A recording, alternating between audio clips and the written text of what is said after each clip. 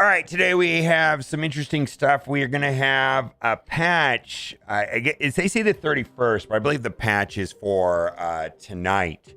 For me, anyways, later in this evening. And a couple things are going to be happening with the patch. We're going to get battle mode. We're going to get some sort of balance. Maybe we'll get some cards nerfed, some cards buffed. And then we're going to also have the drop. So cards going from Series 5 to Series 4 will be Super Skrull, Shuri, Black Panther, Valkyrie, and Bast. Very interesting. And then going into Pool 3 from 4 is going to be the very good She-Hulk, very good Absorbing Man, Situational Titania, and Situational Luke Cage. But right now, Absorbing Man and She-Hulk are very good cards. So there's this whole discussion, can free-to-play players, without buying the Battle Pass cards, compete against like Silver Surfer decks or the dominant deck right now, which is ZABU Darkhawk. And the answer is yes. There's a streamer by the name of Ocean Mud, who is a free-to-play player, and he's a kind of interesting player. Like, he started in soft launch, and he saves all of his gold, saves all of his collector's tokens, never spent any gold, never spent any collector tokens. So he's got like 22,000 gold and a bunch of collector tokens. And this guy he streams on Twitch, and he can make it from, he can make infinite every season. Last season, he made it on the last day. It's an uphill battle for him, but this is a deck that is technically, he's a free-to-play player, and he's free-to-play, and he can get to infinite free-to-play, and he plays against, Surfer decks and Darkhawk, ZABU decks all day long, right? And he was able to thrive with this deck list here. Now, here's the thing. Like, well, you're saying, well, I'm free-to-play, and I don't have these cards. Well, what does free-to-play look like a couple months from now is the real question. Because what's going to happen is that if you're a free-to-play player today, you're somewhere in Pool 3 and you don't have all of the Pool 3 cards, but you're going to get all the Pool 3 cards. You're going to get all the Pool 3 cards. But you're in this, everybody that's in Pool 3 now is in this limbo where, you have to wait, and it's like about a 5-month period from beginning to end before you get all the Pool 3 cards. And in the meantime, if you're playing up against decks where you're missing a card, it feels bad. I know, because I was there, right? I know exactly what it's like to there be a dominant deck out there and you're missing that one card to make that dominant deck work. But the situation is such that eventually you'll get these Pool 3 cards for free just by playing the game. Every 1 in 4 collector's reserves, you get a Pool 3 card, and that's great, right? And eventually you'll get them all, and you don't have to spend any money. And so what does free-to-play look like in a couple months from now? Well, not only is there going to be these great cards to pull from, but also, they're going to be dropping cards. So, as far as Ocean Mud is concerned, tomorrow after the drop or tonight after the drop, he'll have access to these 4 cards. Depending on how many collector reserve boxes he has saved, he'll be able to open up those collector reserves, and every 4th one, let's say on average, is going to have one of these cards. And so if he opens up, let's say 16 or so boxes, he's going to get all of these cards, and then he can probably go. Now for him, probably, She-Hulk is going to be the most viable card, because he still doesn't have ZABU, right? ZABU's, you have to buy it, the Battle Pass. He just refuses to do it. That's his setup. So this is great. And by the time that everybody that started a global launch, everybody, catches up and gets all the Pool 3 cards, there will be more cards in Pool 3. Probably Silver Surfer will be in Pool 3 by then. Black Panther, I don't know. We don't really know. Yeah, so that is the way it works. But the good news is this, that if you're in Pool 3 right now and you like the way this deck builds, you can be on the lookout for some of these cards and pick them up. I will straight up tell you, this is not a deck list that I enjoy playing.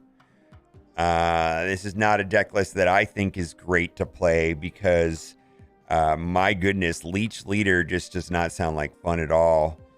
Not a fan. I mean, the thing is it's not that it's fun to play or my type of deck list. The point is that this deck list works. He's a free-to-play player. He got to Infinite, and this is the deck list that he recommends. And, you know, without having access to Surfer and ZABU and Darkhawk and those like that. If you're missing Magneto, that's actually probably one of the more replaceable cards on this list. Just slot in, let's say, like Hulk instead of Magneto. I do think that this list is largely, you know, you just want to keep the list the way it is. But I think Magneto, you can slot in Hulk pretty easily. All right, let's play it.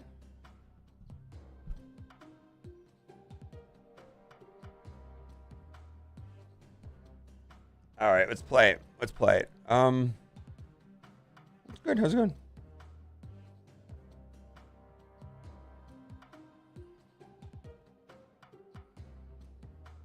I'm only missing Lockjaw, Wasp, Leader, Arrow, and Doctor Doom.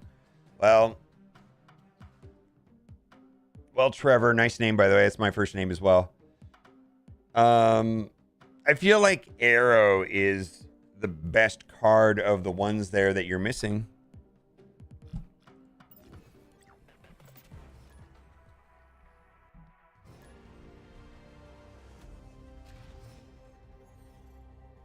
All right, so we're gonna play. We're gonna hold on to Lockjaw and Wasps, of course, you know, or Wasps, because you're gonna play Wasp on top of Lockjaw.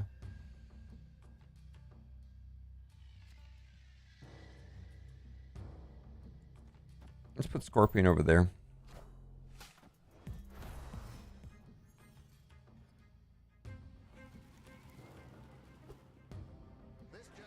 Yeah, I feel like getting the pull 3 cards is taking a long time. Yeah, it's expensive if you don't want to spend money too. Or it's expensive if you want to spend money to finish it.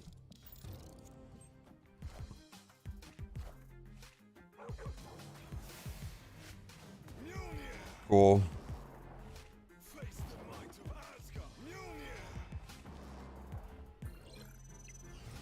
Lockjaw, oh, hey, look at that.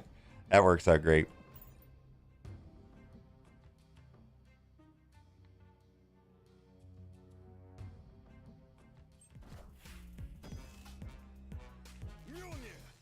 That works out great. Uh-oh, we're playing a mirror match. That never happens in this game. Matchmaking is completely random. Matchmaking is 1000% random. Absolutely does not look at your deck at all.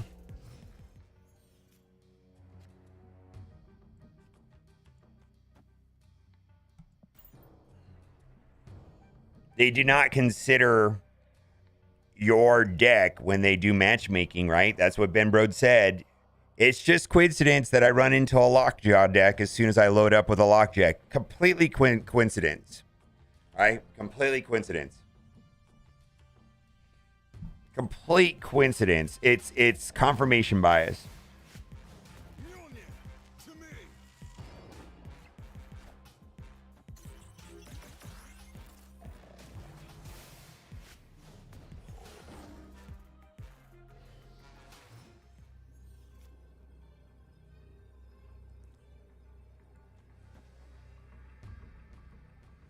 I should have snapped earlier. Oh, well. I mean, I guess he could Chun-Chi and I'll lose.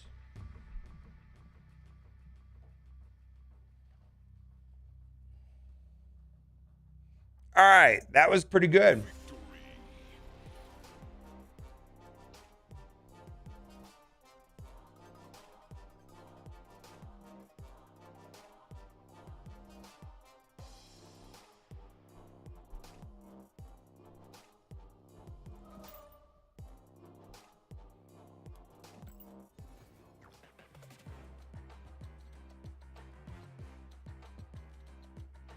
I got Wong by pinning him in the store for a week. Yeah, Wong's a pretty fun card. I could see Wong being one of the top cards people pay 1,000 collector tokens for.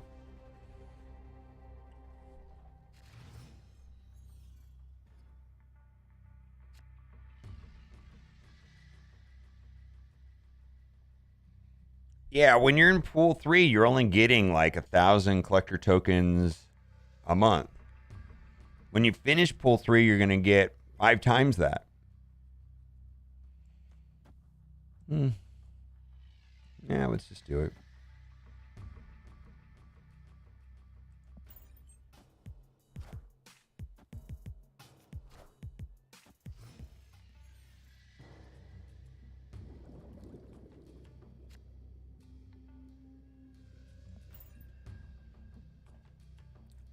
Yeah, you're getting so few collector tokens while you're in pool 3 that I don't know if pinning a Series 5 card and like how many collector tokens do you have now, right? And pinning a card that costs 6,000, you're only going to get like 1,000 a month.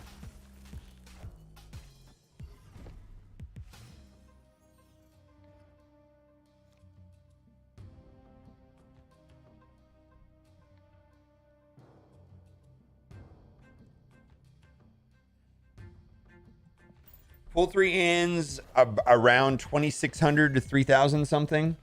Somewhere around 3,000.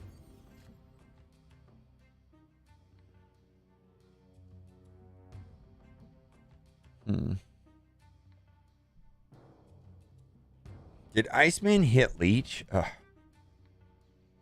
This doesn't feel good.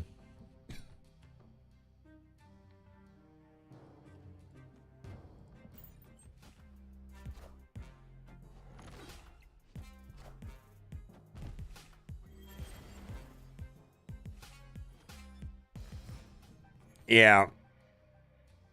Boy, this is bad. Yeah, this is not a good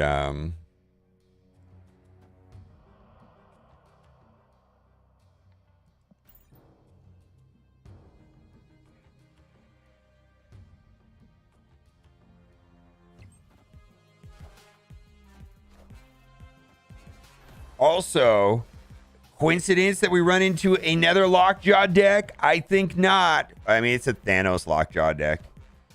Yeah, this is a retreat.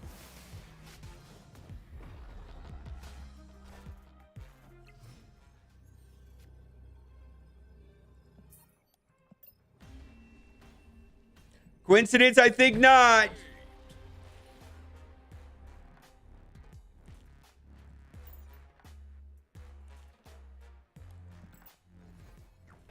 Yeah, I don't consider retreating for 1 a loss. Right? I mean, that's just like from my point of view, retreating for 1 is not a loss. That is the smart way to play the game, right?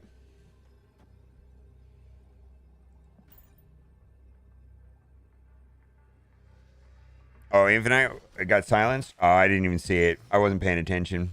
Infinite might have won.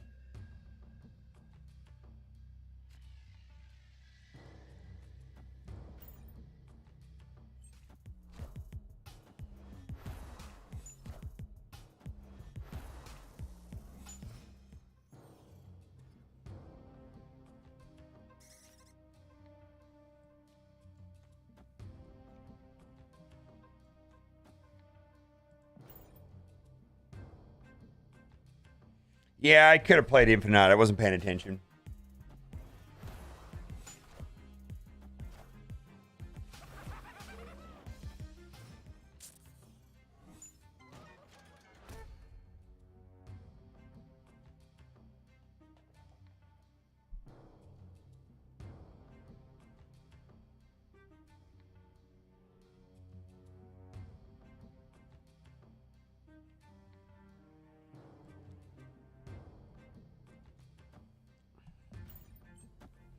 It is. It's. Well, I think it's. I think Is it today or tomorrow? The answer is both. I feel like it depends on what part of the world you live in. For me, it is today, which is the 30th, which is tomorrow, the 31st for everyone else. I believe it's late tonight.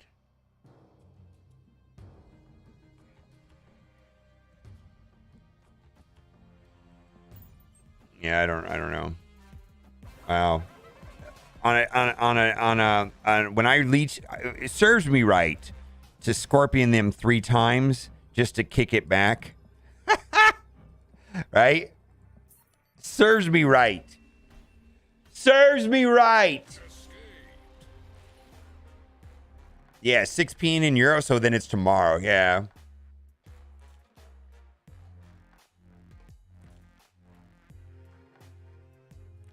Yeah, so I'm in Nevada, right?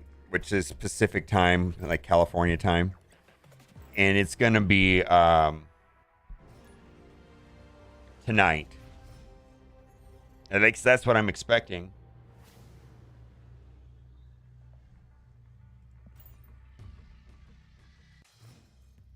For a Hela, I don't know. I'm not a super big fan of Hela.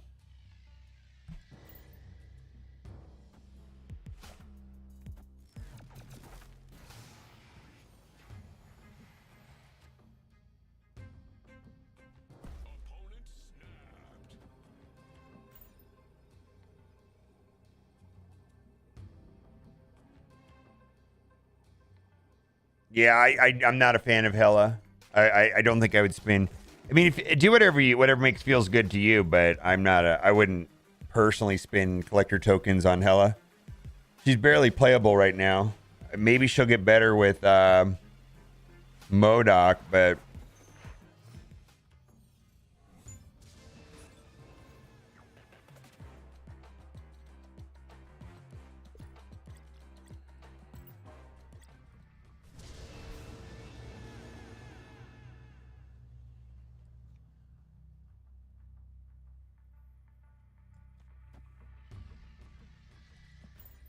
1,000. Oh, I should have did Jubilee. 1,000 tokens for a fun deck. Well, let's just say that 3,000 collector tokens is $100. So 1,000 collector tokens is $33, right? Hmm.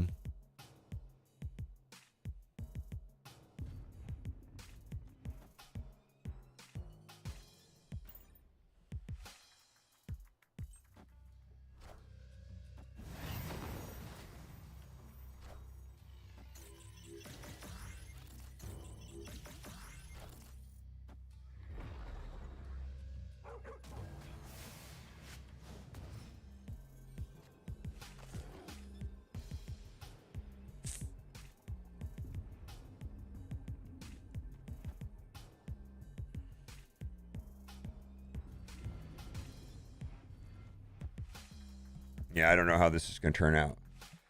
All right.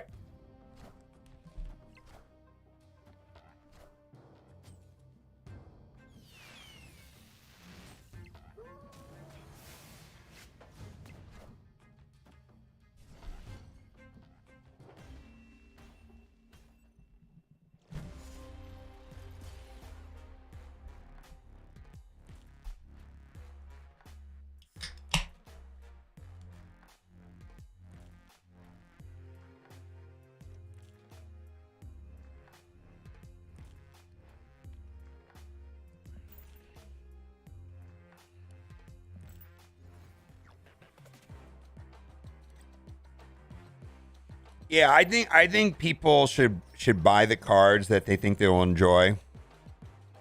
Absolutely. Absolutely.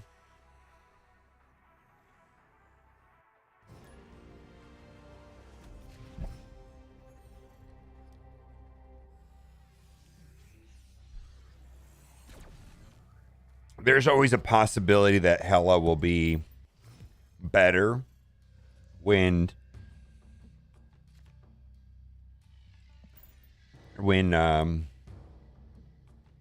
MODOK comes out, it's always a possibility.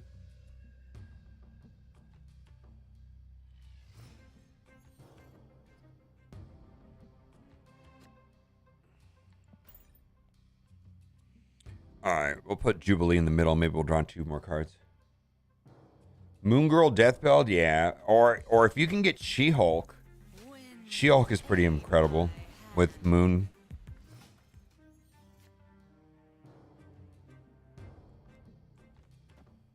Yeah, right now, Hela can win, right? Hela, she's super random, though. It's very inconsistent. It's definitely on the fun side. I mean, I played a lot of Hela last week. I don't know if you saw the streams. I made a video about Hela. I played her a lot.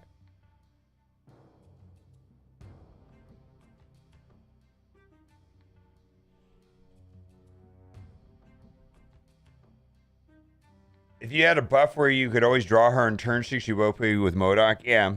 The trick to Hela is you don't want to discard her, right? So you got to play her in conjunction with Ghost Rider. Or, why are people snapping me? Oh my god. Or you play it with Invisible Woman. And you hide all the discard cards underneath Invisible Woman, right? YOLO. Let's see what we get. Wasp. Amazing. Alright. Leech into Doom. Right? Leech into Doom. We'll put Doom over here so the bot gets +3 power. And then we'll get an extra one there.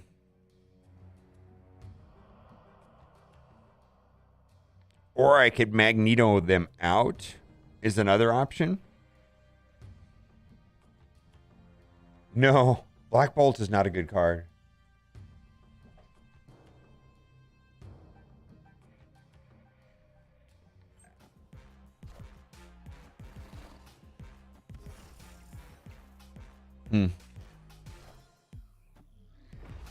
What are they playing? Cerebro 5? Or Cerebro 3? Are they hoping that Lizard will...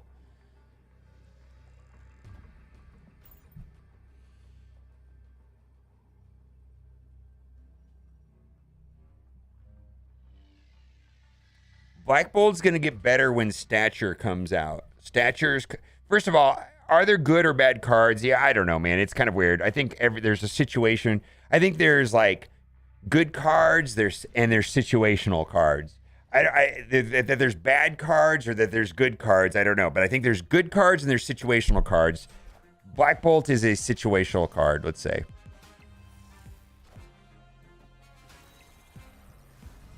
Oh, wait, we lost by 1 par. And he's going to get better. Black Bolt's going to get better with Stature. Stature is coming out. And because Stature is going to synergize with Moon Knight and Black Bolt.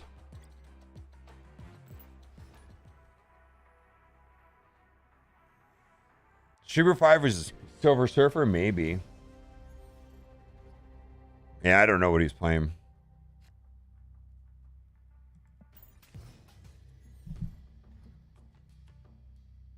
Stature will have her cost reduced if your opponent discards a card. Let me see if I can pull it up. I don't remember. She has high stat lines, but she kind of reminds me of Miles Morales, but for discard. She's like the Miles Morales of discard. Cost 1 if your opponent discarded a card from their hand this game. So you can force your opponent to discard a card with Black Bolt or Moon Knight, right?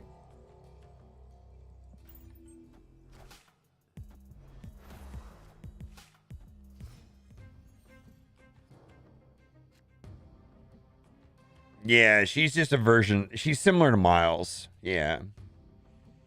But she's going to synergize with Black Bolt and Moon Knight. Because then she's going to be basically a 1/7, right? I mean, 1/7 is not garbage. play Black Bolt. You play Black Bolt on turn 5, right? And then you got Stature for 1 on turn, you know, a 1/7 turn 6, or you use Moon Knight.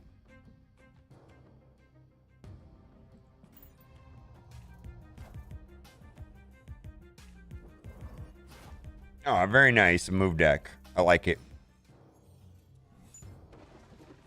Let's put Jubilee here. Give me something good.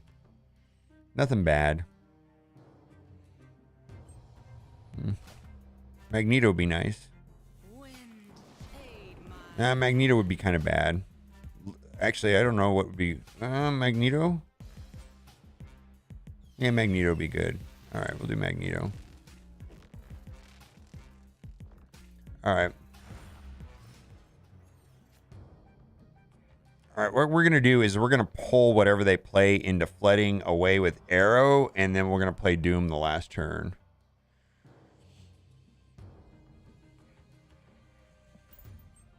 Oh, that didn't work.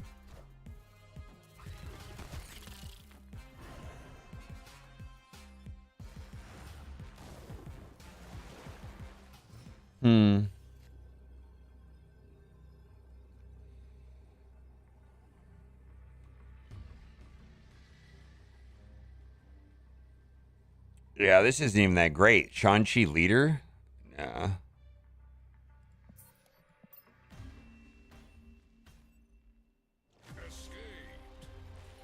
Or if they're playing discard, yeah.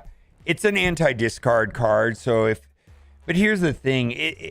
Do you really think that... Like, even when you have a situation that's happening right now where a lot of people are playing ZABU, right? You know, if you just put Stature in a deck, you know, without having a way of getting her to reduce the cost, you know, I don't think that 5/7, you know, where you know, is that great overall, right?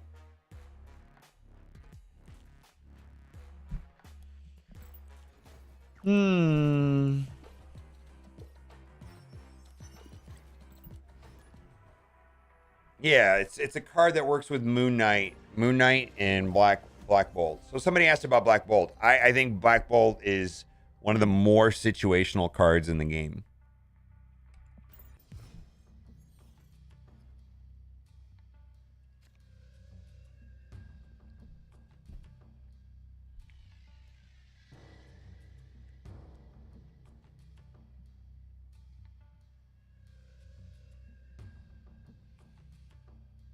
Let's do something different. I'm going to try this. See, I'm going to hold on to Lockjaw and see if I'll play Lockjaw on turn 4. Or Scorpion on turn 4.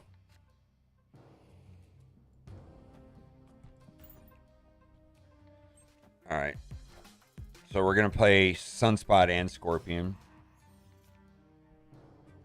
I could play Jubilee also.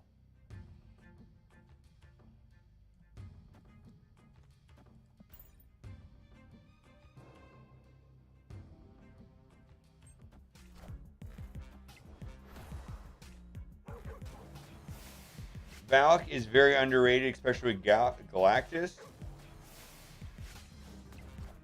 Valk requires not having priority.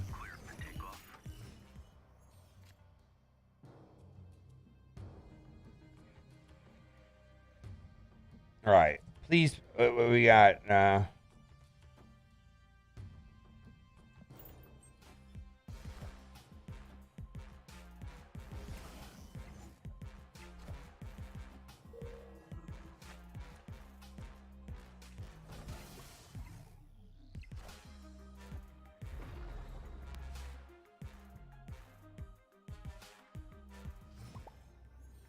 Yeah, we lost. Yeah, we lost.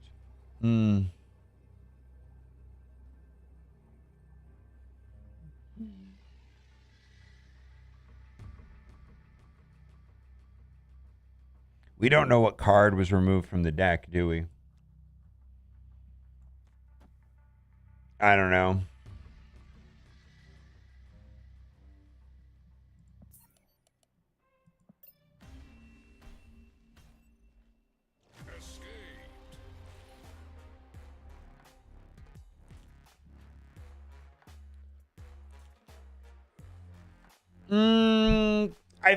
I think it's just one of those cards that will get better later. All right.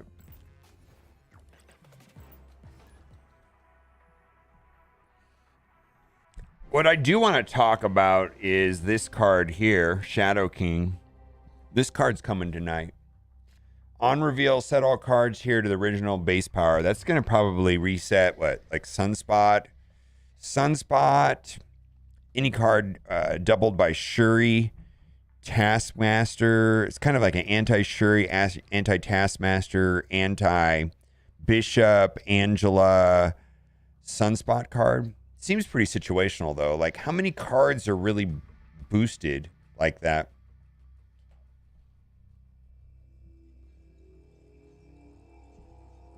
Huh. Pull Titania is my pull 4/5 reward card right before she drops to 3. Oof. It'll deal with destroy and discard decks. Like, what cards specifically?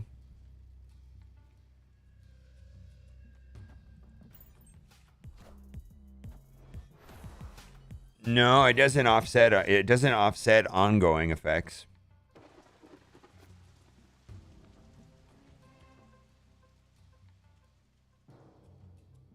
No, SURFER happens. Yeah, well, if you don't have priority, but how do you know you're not going to have priority? Right? It's like Valkyrie.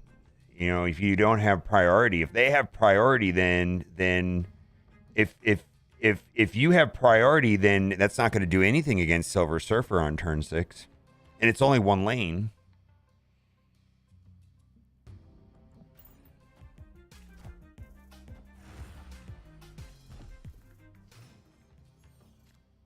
Yeah, if you don't play cards, you don't have priority. I think that's why the Valkyrie card is not. All right. So let me ask a different question then. So Valkyrie for Valkyrie to work correctly, which has a similar effect to Shadow King.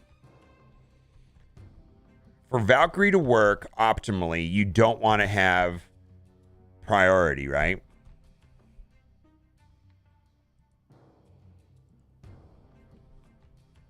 Dude, she's got some of the worst win-loss rates in the game.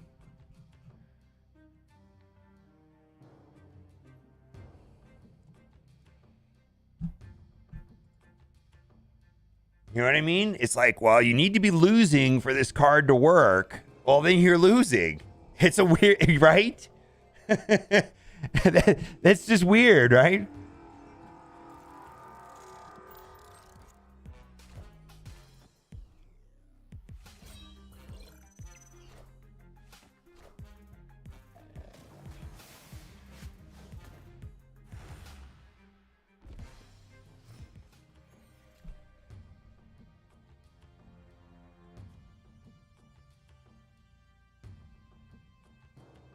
Yes, Valkyrie works with like Blue Marvel, Cerebro, you know, those type of cards for sure. I actually think Valkyrie is a very interesting card. I actually like that. This actually surprises me that her stats are that bad. Like this is pretty bad overall. You know, it surprises, it shocks me is what I'm trying to say.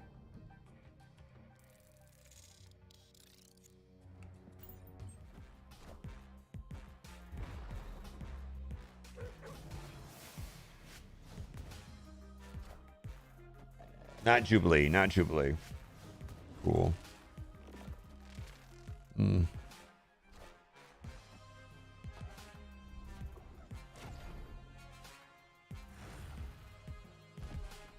No, Valkyrie fine, but I'm sure, but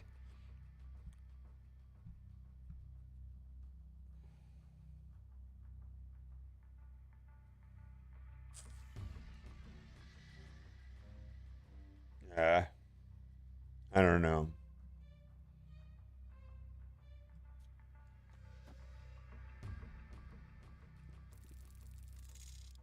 Oh, there's turn 7.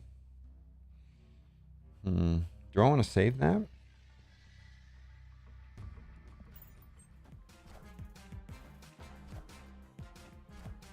Oh, that's big. I can blow that up, though.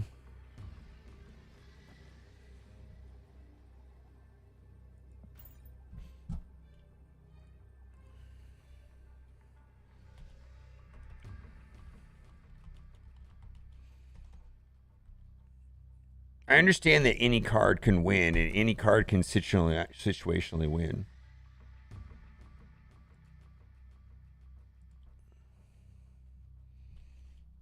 I mean, Hazmat Luke Cage can win, right?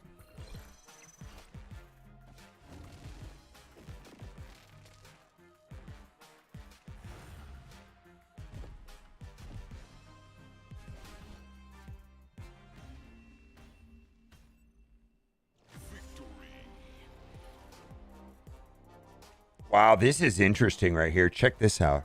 Wow, I've never seen a deck like this before. Look at this deck right here.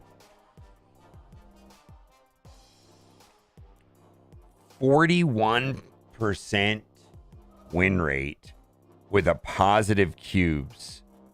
Oh my God. Doesn't that sound like frustrating to play? Like clearly this deck gives positive cubes and can win and has a log. And I imagine this is all coming down to Galactus turn 6 and then dropping Valkyrie. My God. That sounds super annoying to play though.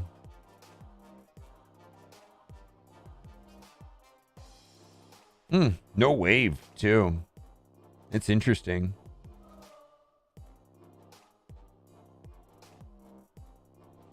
Yeah, Yellow Jacket, Valkyrie, that's great. Yeah, I see what this is. Hope you don't have priority. Drop Galactus turn 5 into a lane that they already have something. Follow up with Yellow Jacket and Valkyrie.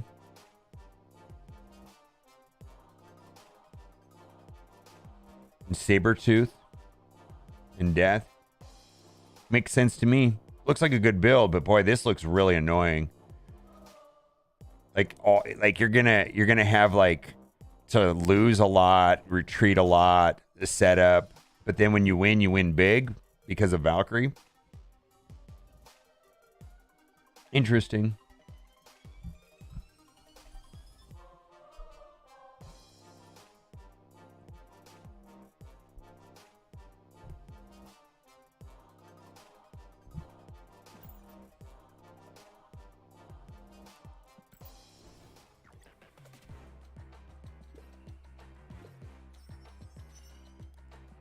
Yeah, that sounds interesting. Rhino boosters. I wonder if that's enough to upgrade.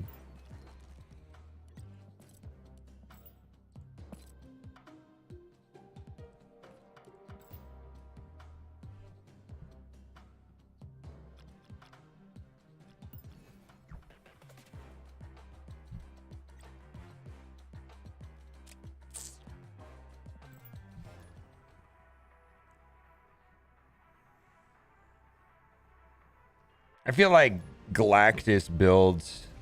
I know people love Galactus, right? So what we were talking about is so is this good, right? Is this good at all, right? You know, does it win? Yes. Does it have a positive cube rate? Yes. But does that make it good? I suppose. All right, fine, cool. So how situational is this card? See, that's what we're trying to determine. How situational is this card? Is it super situational and should be passed over? I mean, I don't think that there are. I mean, not moving past good and bad. Let's talk about this card in the context of situational or not situational. like same thing with Super Skrull. Like everybody raves about how in theory Super Skrull can do all this crazy shit, but it's super situational, and everybody that has Super Skrull, you know, eventually reports back that, yeah, it's just most of the time it's a dead card in my hand. Hard counter for a Mr. Negative deck? Yeah. Right? Hard counter for a Mr. Negative deck?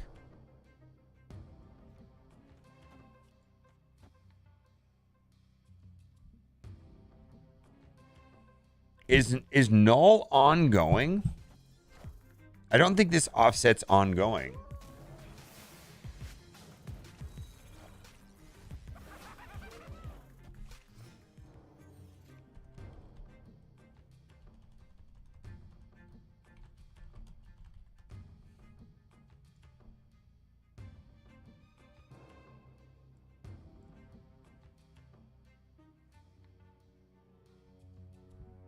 Yeah, I don't think it offsets ongoing.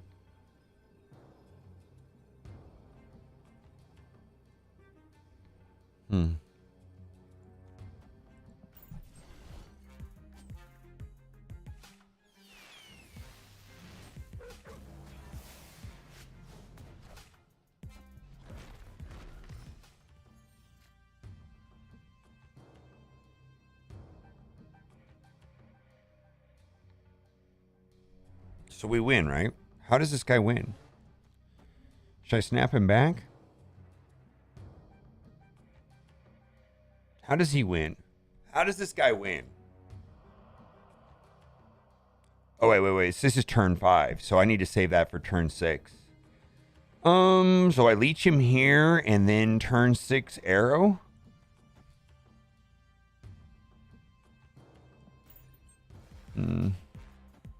Please no Dark Hawk. Doc Hawk. No, that's not good.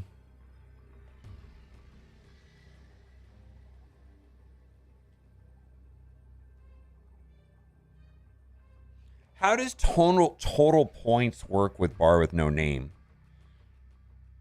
How does total points work with bar no name? I'm just curious.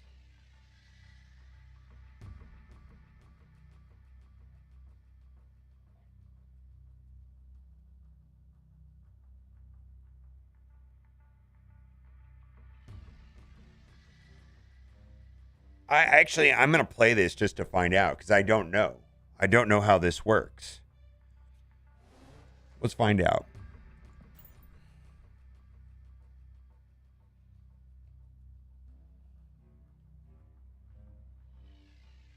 Oh, so it doesn't count total points on for tiebreaker? That's what I'm asking. It counts as -5 instead of...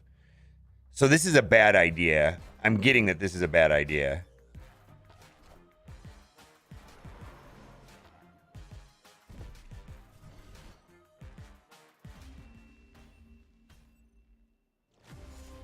All right, well, I want to do the math real quick.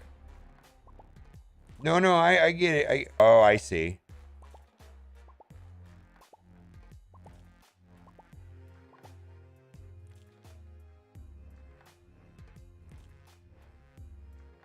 Oh, it doesn't matter. All right. All right, my brain is turned off. All right, I can't play this deck anymore. Let's switch up to something a little more... Lockjaw Thanos?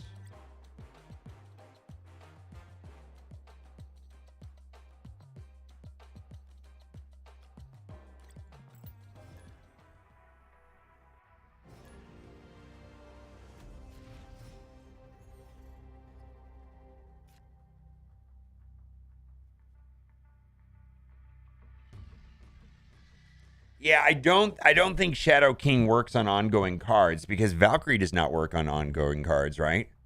Basically, you drop Valkyrie into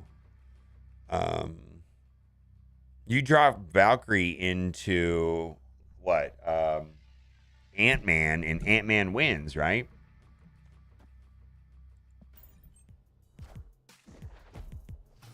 Yeah, it's worded the same, right? How is Shadow King different than it's worded the same? Doesn't Valkyrie just say set all cards here to 3? It's worded the same, right?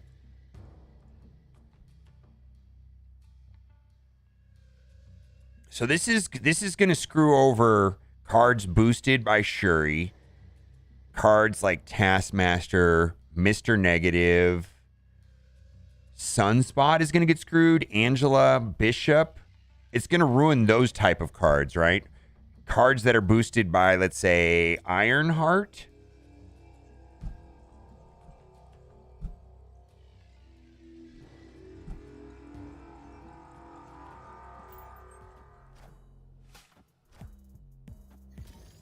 On reveal cards, yeah. Like Black Panther. Yeah. Black Panther and stuff like that.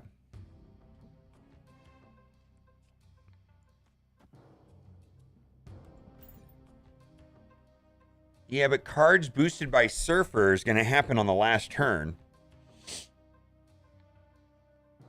I don't see how that's going to be effective against Surfer.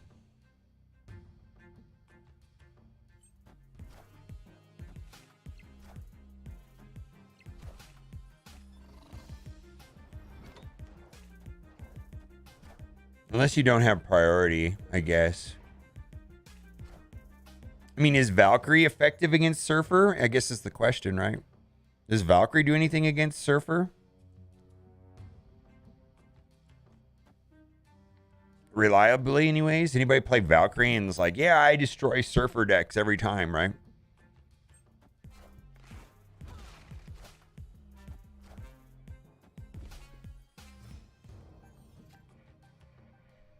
Hmm.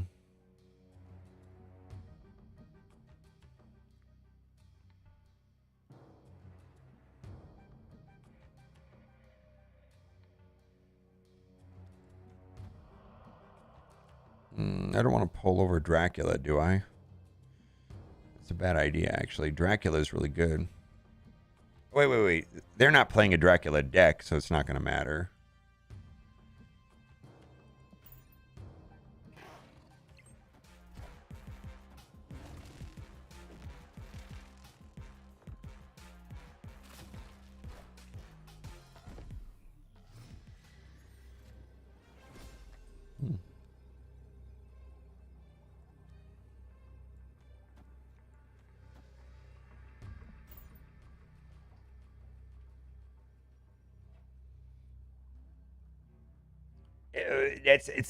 It actually is opposite of Enchantress. Enchantress works on ongoing cards. Enchantress destroys Darkhawk and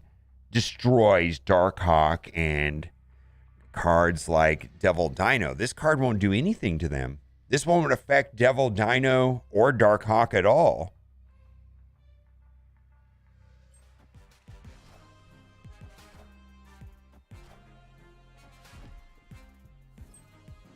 Infinite, wow.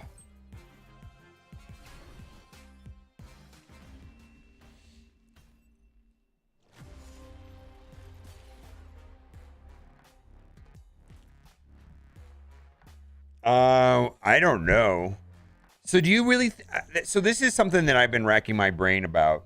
Is do you think they're really gonna like nerf ZABU and Silver Surfer after all those people spent money on the cards? I mean, people are gonna like scream like lawsuits and all kinds of stuff if they do that, right? How are they gonna do? I don't know. I'm gonna play the music on YouTube streams because I like this because music is YouTube is worse than Twitch.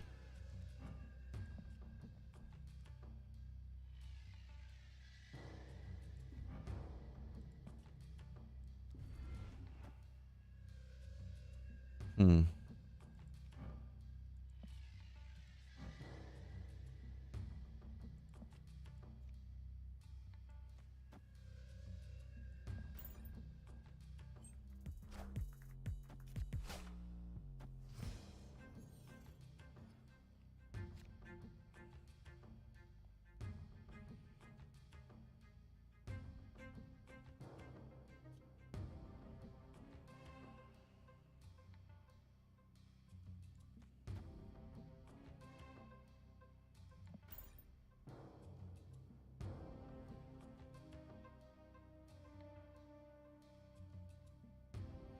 Yeah, I mean, do you think it's more likely they'll nerf, let's say, Brood or Darkhawk rather than ZABU Silver Surfer, right? Is that what you're trying to say? That's the second time that's happened today.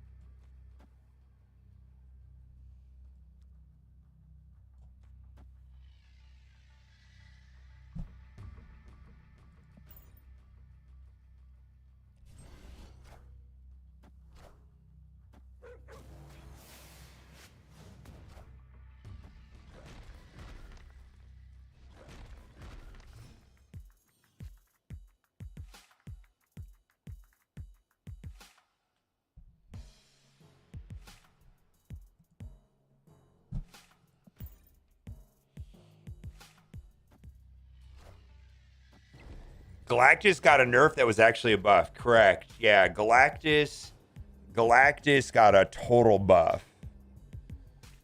Basically, Galactus having a lower power means that it's less likely for Galactus to go into turn 6 with priority, which is to the extreme advantage of cards like Valkyrie, Enchantress, or Shang-Chi.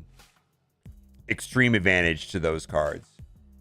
And it allows you to play your Null and Death without them being Shang-Chi'd or Enchantress or whatever, right?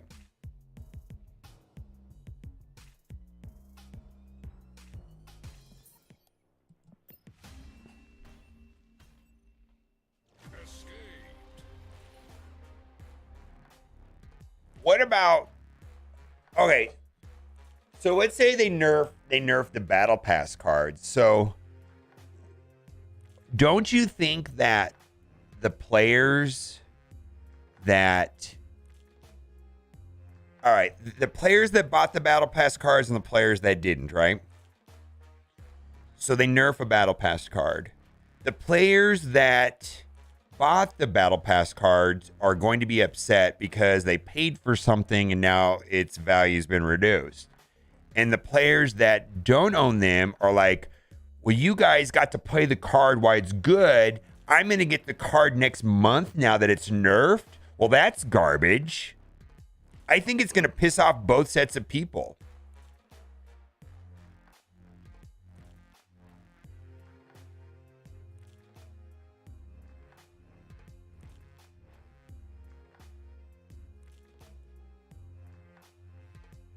There's laws against this. I mean, can you, like, when Magic the Gathering bans a card, do you have any recourse with them at all?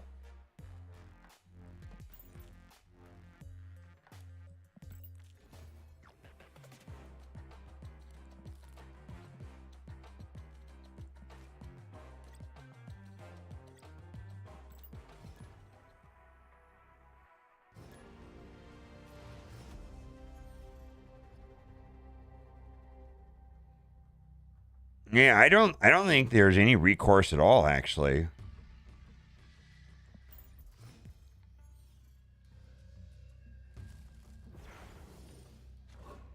How can you see the remaining cards your top left have? It's an app called untap.gg. It only works on Steam.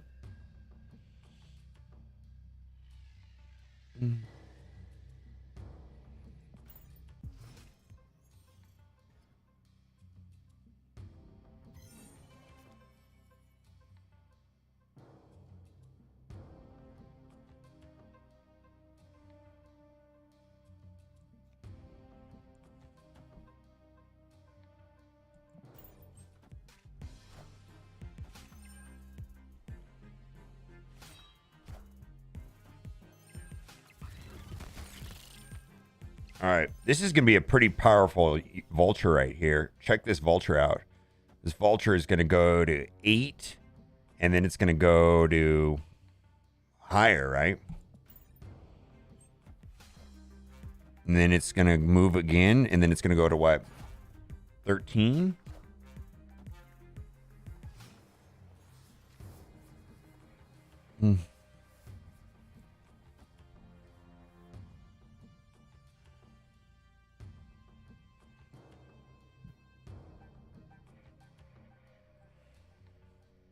I like this. I should snap here. Leader's still a problem. Let's fix that first. So Ben Brode said that the cost of the power reduction of leader, that they were going to do more than just that. That was just the start. Is that going to be a problem? Yeah, kind of.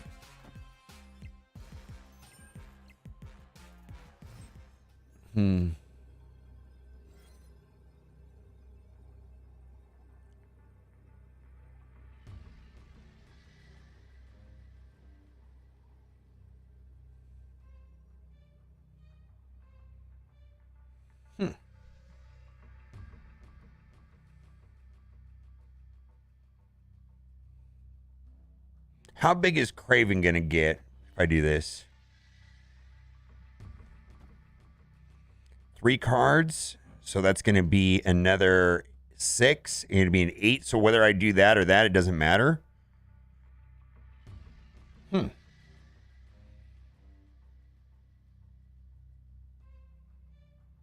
that's overkill because they're all going to go over there. I want to win this lane here. I guess it doesn't matter. I don't know if this is going to work. Dracula is going to be big. I think Surfer is the right play.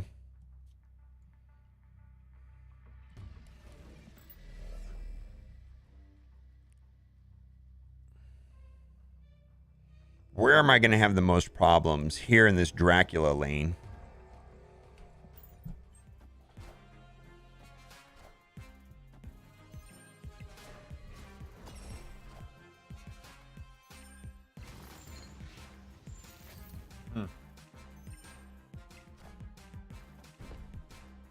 Well, I was wrong. Should have put Juggernaut. Should have put Juggernaut on the right.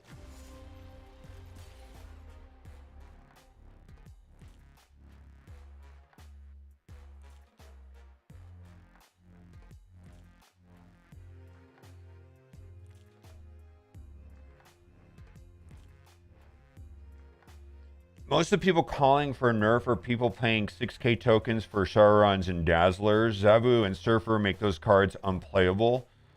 Or they nerf those cards. Marvel Snipers is a dungeon master. They do. I think buffing cards to other levels more preferable than nerfing cards. They have no problem nerfing cards in this game.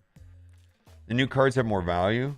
I don't think there's a reason to nerf them. Neither card is broken. They both have counters. In a couple months, everyone will have them. Leader is the broken card. So I think the leader argument is similar to that of a Galactus argument.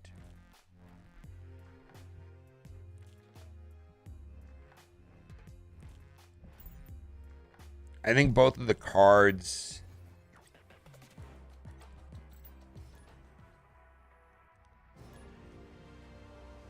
just make the game different, right? And so your opponent is not really playing the game.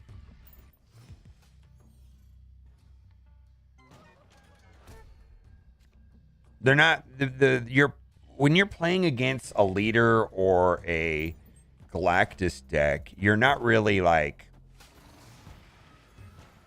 playing your deck, if that makes any sense.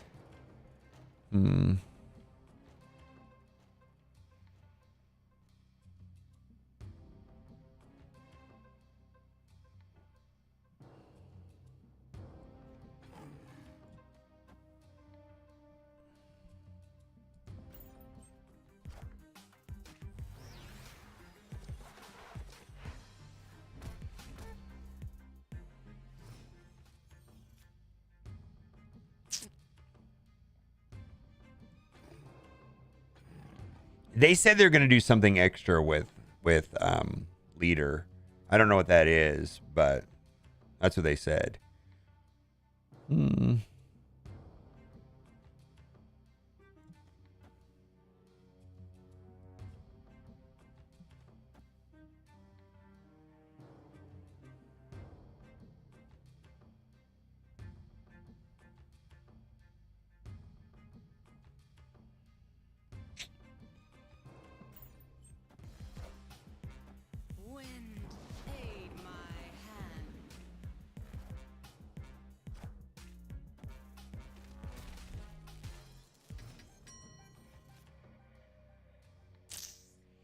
I need to play Brood. How am I going to play Brood? Oh, actually, does that work?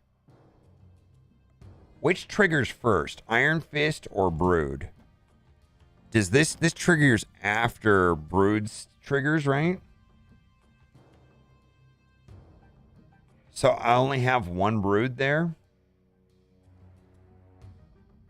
I'm curious. I want to see how this works. Yeah. Not like I thought it was going to work. Oof.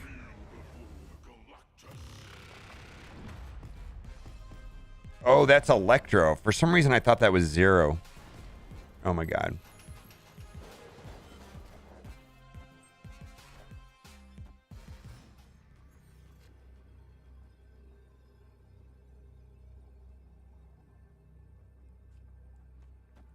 Yeah, I wasn't paying attention. I thought he was playing Zero because the card looked like Zero, but it was Electro.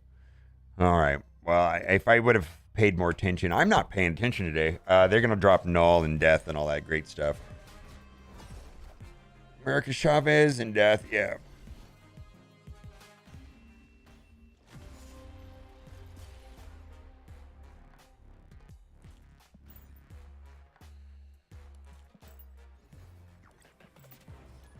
I'm now to wake up, man.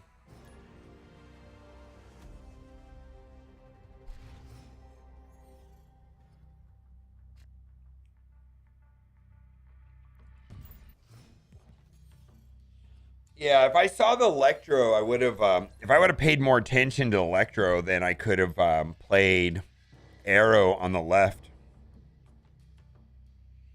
Oh my God.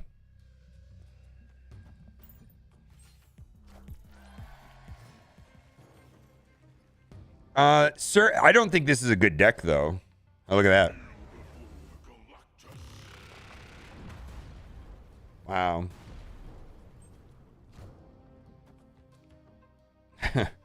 Wow.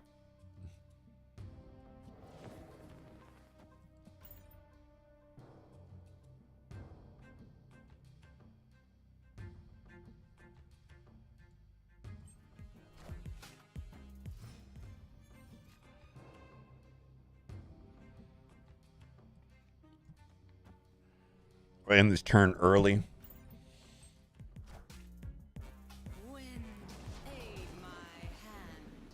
Should have snapped before I played that.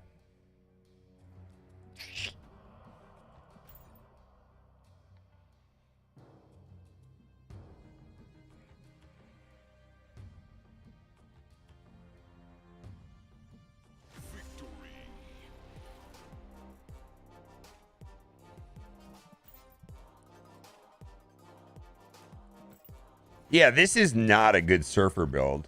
Like, if I wanted to play a good Surfer build, I'd be playing, let's say... I've got two of them. This one right here. This would be the build. If I wanted to play a good Surfer build, I'd play this one right here.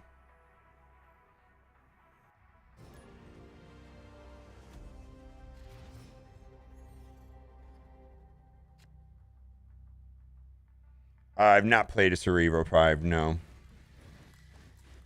I've only played Cerebro 2 and Cerebro 3. And I didn't particularly enjoy the gameplay. I said that I didn't enjoy the gameplay. It's just I found it very temperamental. All right.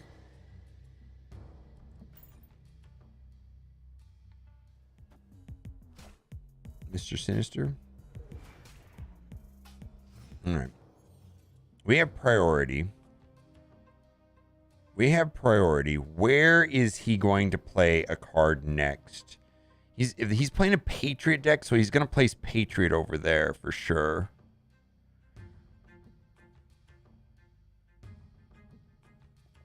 I guess the real question is, where do I want to play my Maximus? Let's do that. We might get like a drop of Brood there or something. Let's see. Nope. Okay. We got Maximus there. Let's do Brood. I feel like this he's gonna drop Patriot Mystique there, so this is probably a loss. I could put Sarah there. Sarah, that'll help me.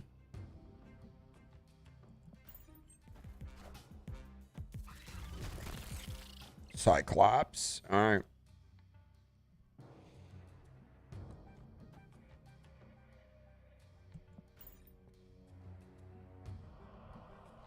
Yeah, Patriot, Mystique. Yeah, the Patriot's probably going to drop now. All right. Let's see. Blue Marvel. All right, very nice. Yeah, when he's going to play Ultron the last turn. Can we beat Ultron? Wait a minute, wait. We have...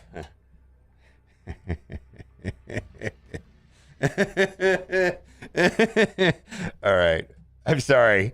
It's funny to me, right?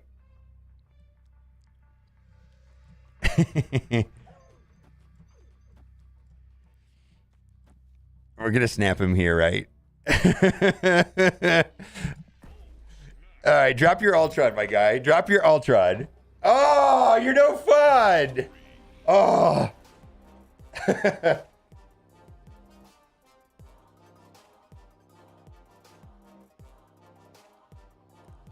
I don't. He was still getting.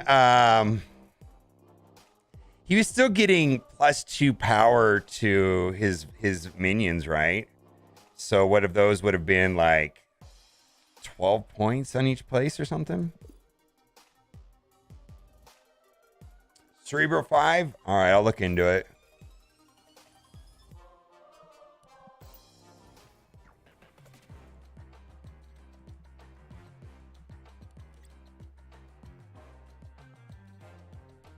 Yeah, so this, I don't know, man. Like right now, I feel like I don't really want to play like good decks. I want to play interesting decks. I'm more in the like play interesting stuff mode right now. Yeah, have you seen those challenges where like they go 0, they play Cerebro 0, Cerebro 1, Cerebro 2, so on, so on, so on. Cerebro 0 is like using like Iron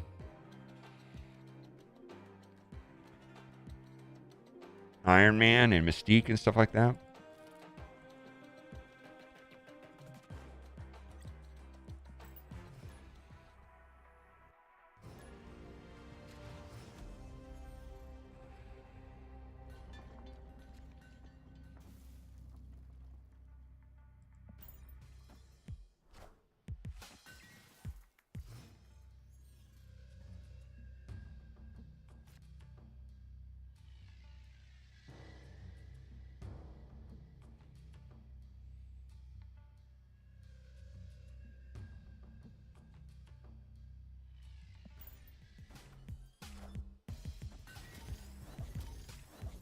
A bounce deck?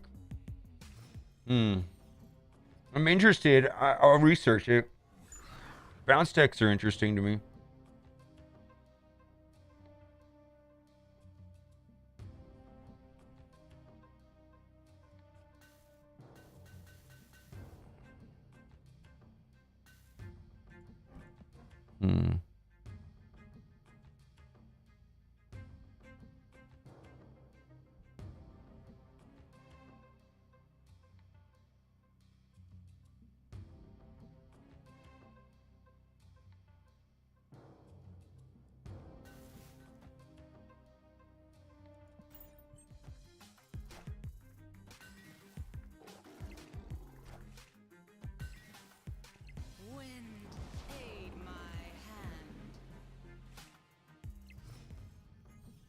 Yeah, I played a lot of discard decks last week.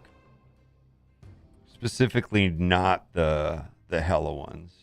Were better in a lot of ways. The Discord decks that I thought were the best were the non Hela ones.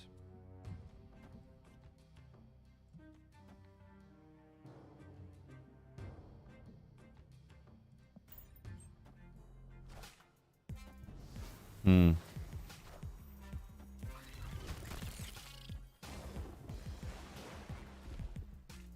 Hmm.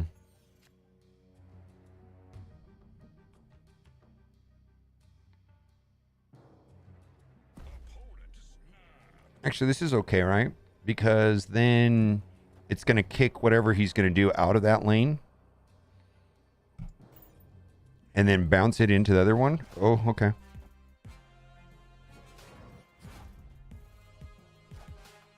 Hmm. Well, that was our only win condition right there.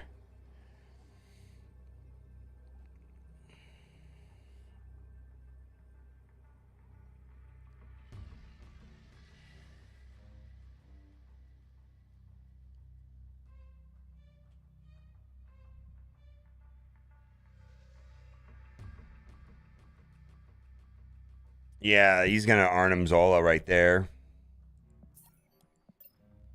All right, let's make a video about Shadow King.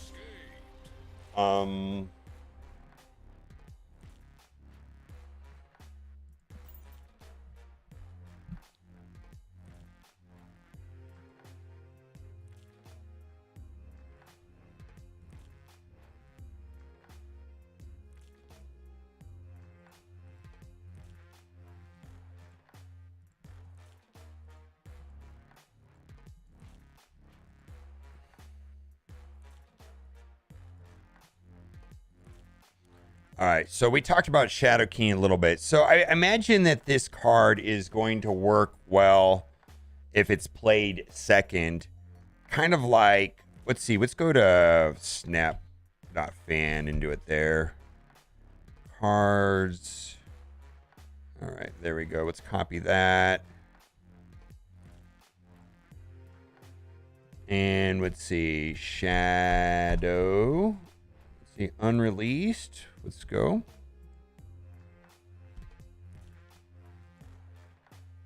Oh, why do they show the variant? I don't want the variant. I don't like that. Is there a way of this website not showing the variants?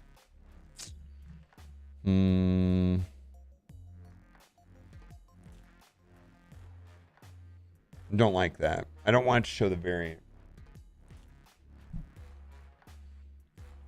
I think that's just confusing.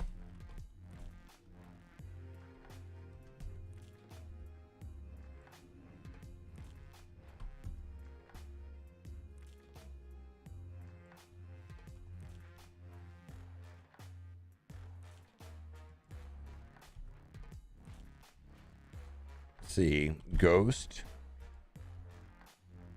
Unreleased.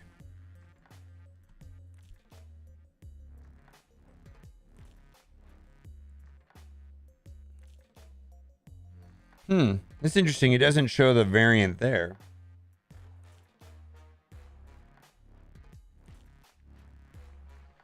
Yeah, I mean,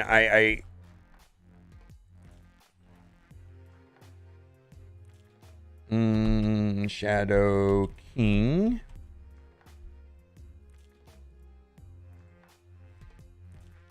Well, I guess we'll just do that. That's the variant.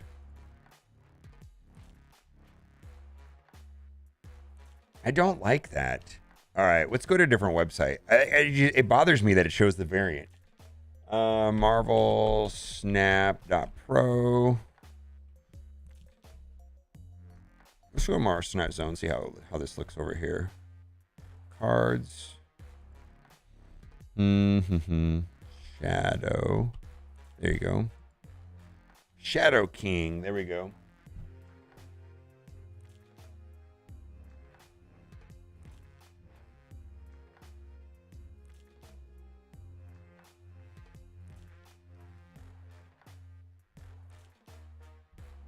I don't like that either. All right, let's go to Marvel Snap Pro. Cards.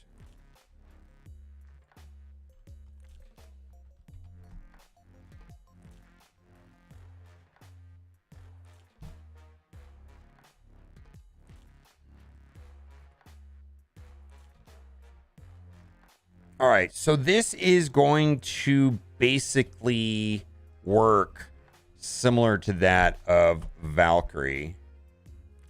I think Valkyrie is a very similar type card. Set all cards at this location to 3 power. So having decks that have ongoing effects are going to be good. Like, this is not going to counter... This is not going to counter Darkhawk. This is not going to counter Devil Dino, right? This is the opposite. Like, it actually works with those cards. The type of cards that this is going to mess up are going to be like Sunspot.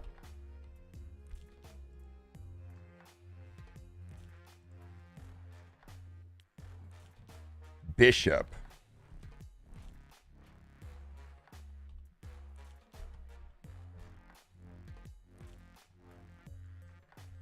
Angela.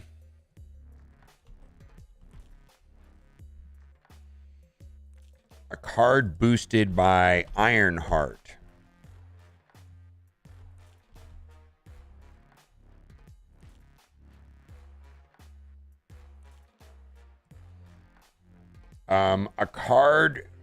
A card flipped by Mr. Negative, right?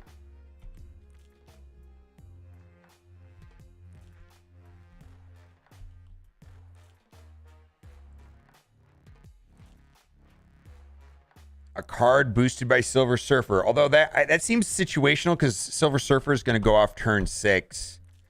So you would have to not have priority.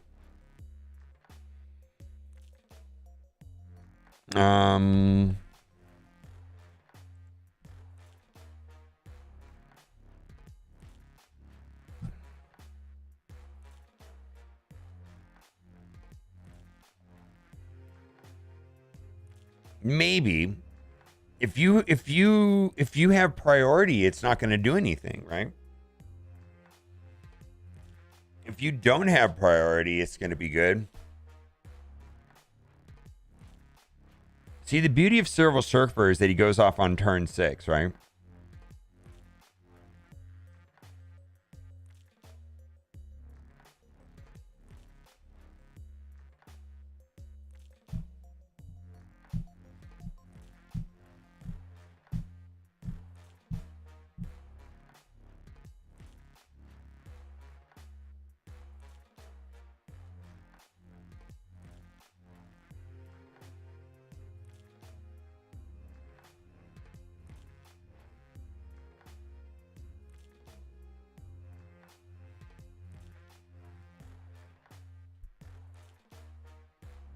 Yeah, I feel like I just want to say this, that there's certain cards I think that are going to work better.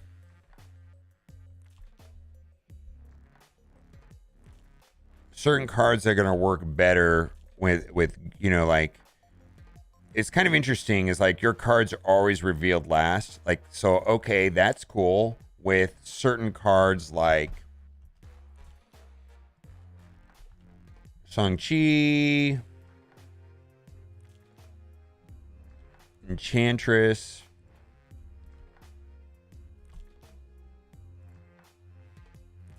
All right, let's talk about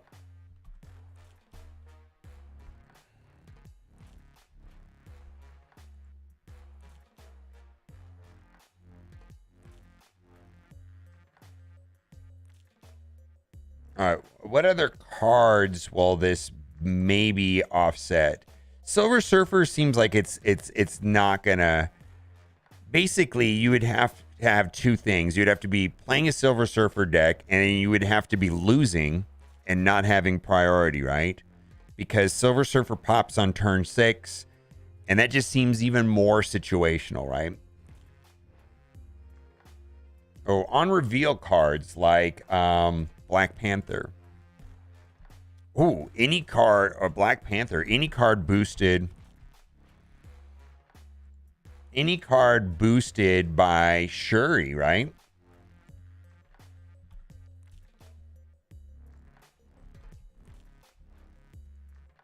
Or Taskmaster, right?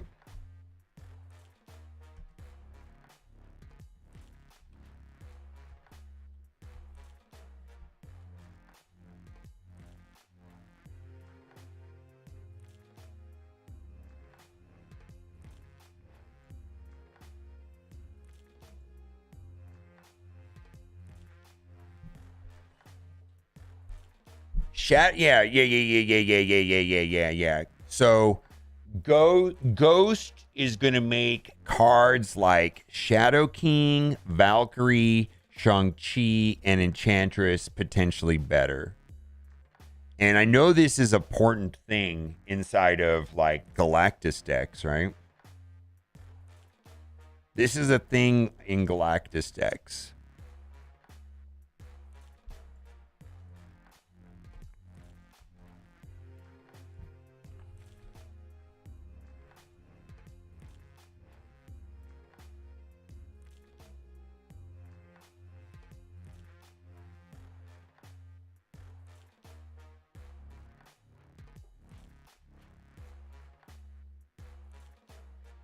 You can open a new tab by pressing the wheel or just press the plus button.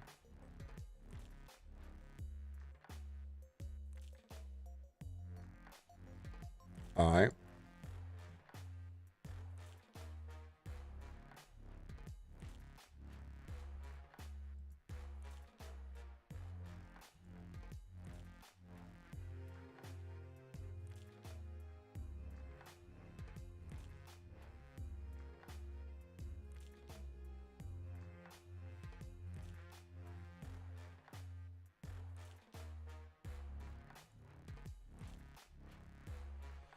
What other cards is this gonna... It's not gonna hurt Null. It's not gonna hurt Death.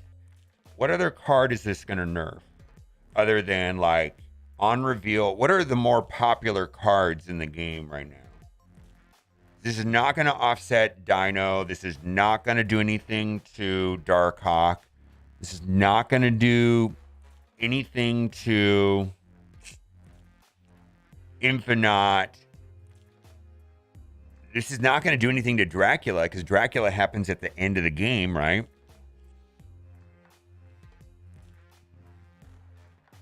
What else? This works with Blue Marvel. It's not going to... This is actually going to not do anything to Blue Marvel at all. Yeah, it does not work on ongoing effects.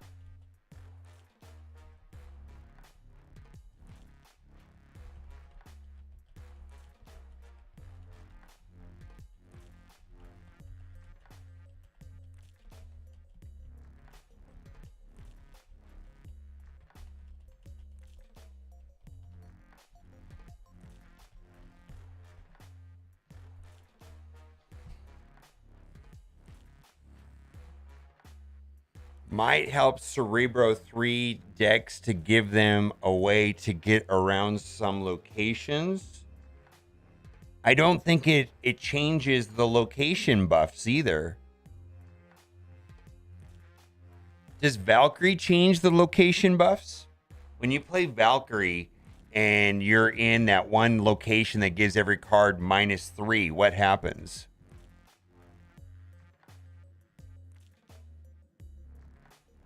Yeah. Yeah, this will not do anything to ongoing. This will not do anything to locations. Yeah.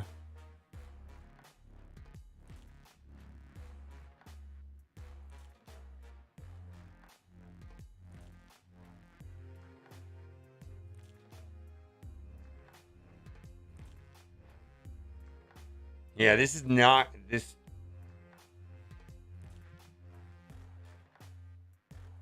Yeah. All right. So this does nothing to ongoing cards and does nothing to locations. And yeah, this of course is going to be synergized with ZABU, right?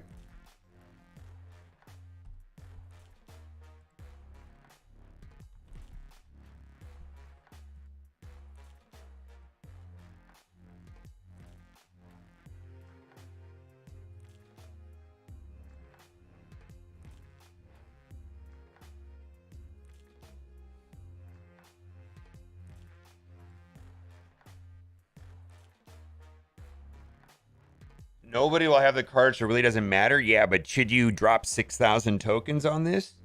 That's what the purpose of the video is. And if you want to drop 6,000 tokens, which I feel 6,000 tokens is worth 200 bucks, I think you should know how the card works, because I think if people are going to look at this card and not understand how the card works, it's kind of tricky.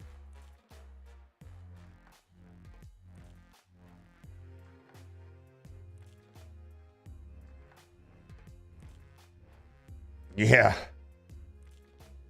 Because the ongo, it doesn't, so the card, so okay, let's say you drop this on Ant-Man. Ant-Man has not been boosted by, his base power is still 1. He's getting +3 from the ongoing effect. It works that way with Valkyrie. Basically with Valkyrie, you can drop, you actually, it's a strategy to do with Valkyrie. If you drop Valkyrie on Ant-Man on your side, then suddenly your Ant-Man goes to 3 and still gets +3 and becomes a 6 card with Valkyrie. Yeah, this card does nothing to ongoing at all. Does nothing to location effects. Yes. But it still is 3 plus the ongoing effects. It doesn't change the ongoing abilities. So if Devil Dino had 2 extra power from Ironheart, the Devil Dino would lose the 2 power from Ironheart and go back to 3 and then get the ongoing abilities. Does that make sense?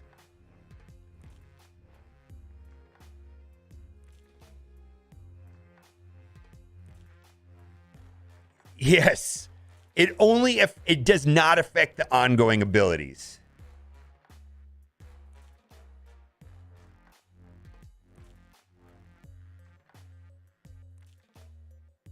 Not Spectrum. He'll offset Ironheart for sure. Apocalypse. Yes, this will reset Apocalypse. This will reset Apocalypse, correct.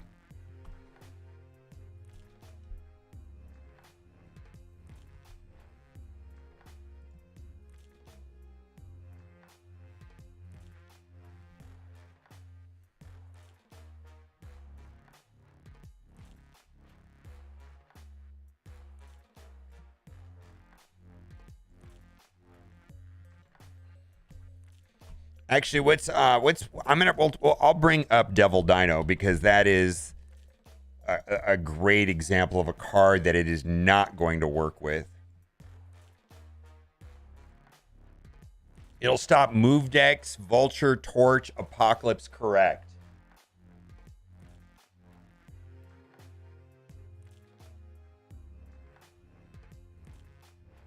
It does not affect ongoing abilities. Ongoing abilities are persistent, right? They're not temporary. Okay, I guess the best way to explain it is like this. This is the way to explain it. Clintar. This is the best way to play. This is the best way to explain it. All right. Let's do. I want to do the same site. Where's the locations? How do I find their locations on this site? It's just like Clintar.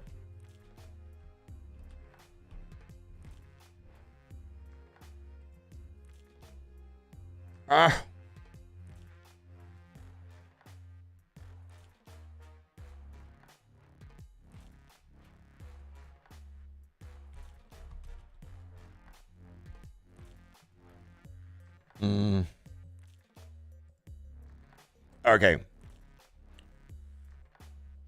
Clintar, after turn 4, merge your cards into a symbiote.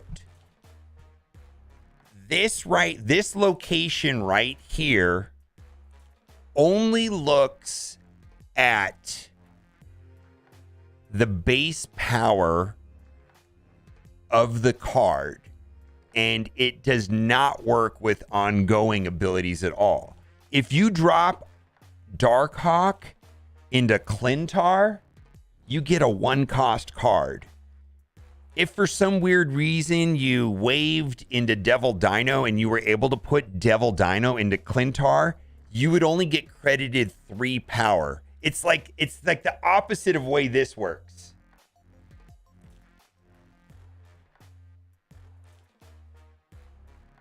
Yes, it's the same reason why hitting like when you hit Dino with exactly. It's the same reason why using Shuri with Darkhawk doesn't work. Ongoing is different. Yes. You're not understanding the big value in it. Shuri double points on the next card wouldn't take effect ability, which she normally doubles, will reset back to the normal power. Yeah. Shuri, this card right here is gonna be huge against Shuri. Yes, for sure. We're gonna talk about that. Yeah, any card that is doubled by Shuri, this card is going to reset. Yeah.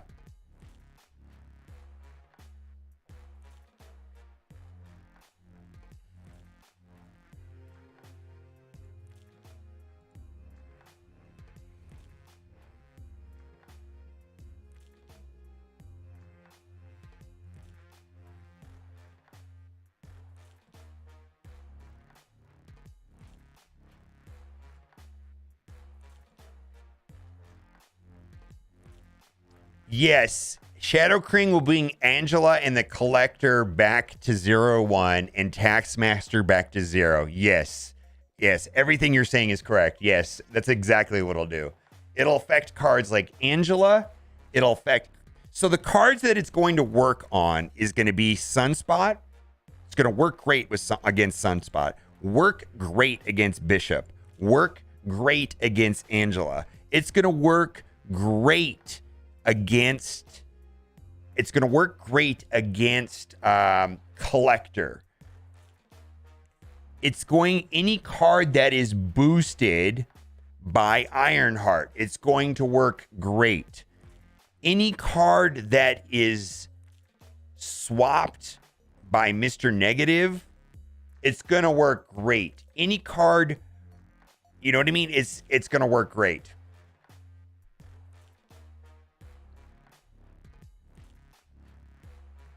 It's going to work great against Black Panther. It's not going to work. It's going to work on, yes, with Spectrum. Correct. Yes. It's going to work great against Spectrum.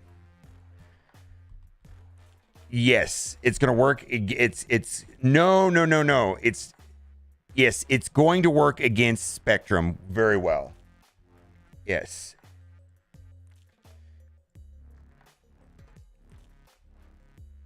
It is not. It is going to work well against cards that say this gain X power. It's going to work against cards that say on reveal. So it's going to work. It's going to counteract mechanics like Sunspot where it says gain 1+1 power. It's going to counteract this. It is not going to affect ongoing abilities at all. Deadpool, yeah. Any ability that is on reveal works against Taskmaster. Yep. Works against any card boosted by Shuri. Where it is not going to work, it's not going to work on Devil Dino. It's not going to do anything with Blue Marvel. Cards boosted by Blue Marvel. Or Khazar. It's just not going to do anything on ongoing, and it's not going to do anything with locations. What's that location called? What's the location called where they get +5 power or they get -3 power or whatever like that? Give me any location that boosts the stat. Subterranea? No. That's the rocks one. It's the sewers, right? The sewer card.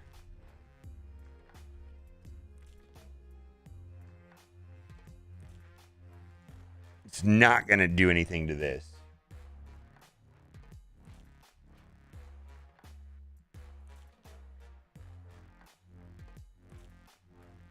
Venom. Oh, it's this. This is gonna wreck Venom. It's gonna wreck Carnage. Yeah. This will wreck Venom and Carnage. Yes.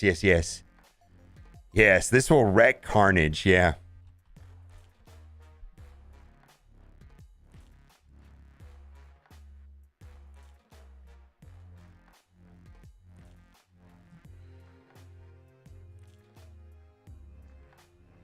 And Deadpool. Yes. All right.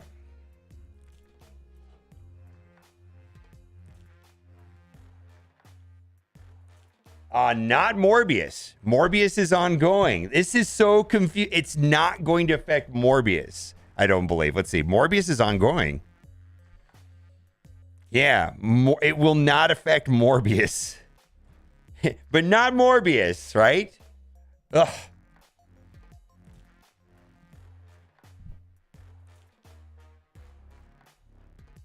Shadow King, yeah.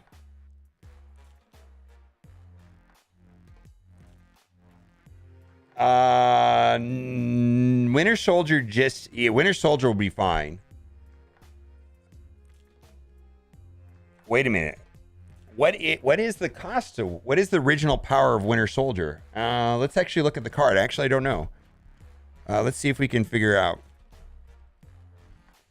Where is the Winter Soldier card?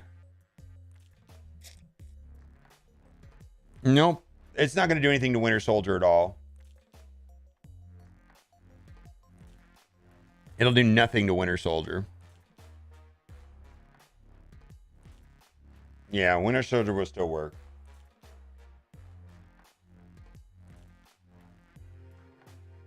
Yeah. Yeah, we're talking about Shadow King.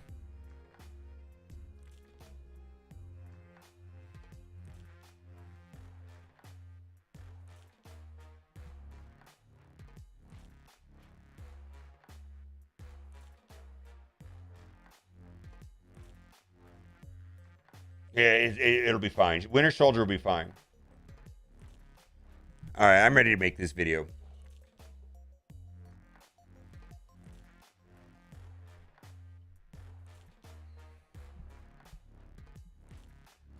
All right, new card coming to Marvel Snap called Shadow King.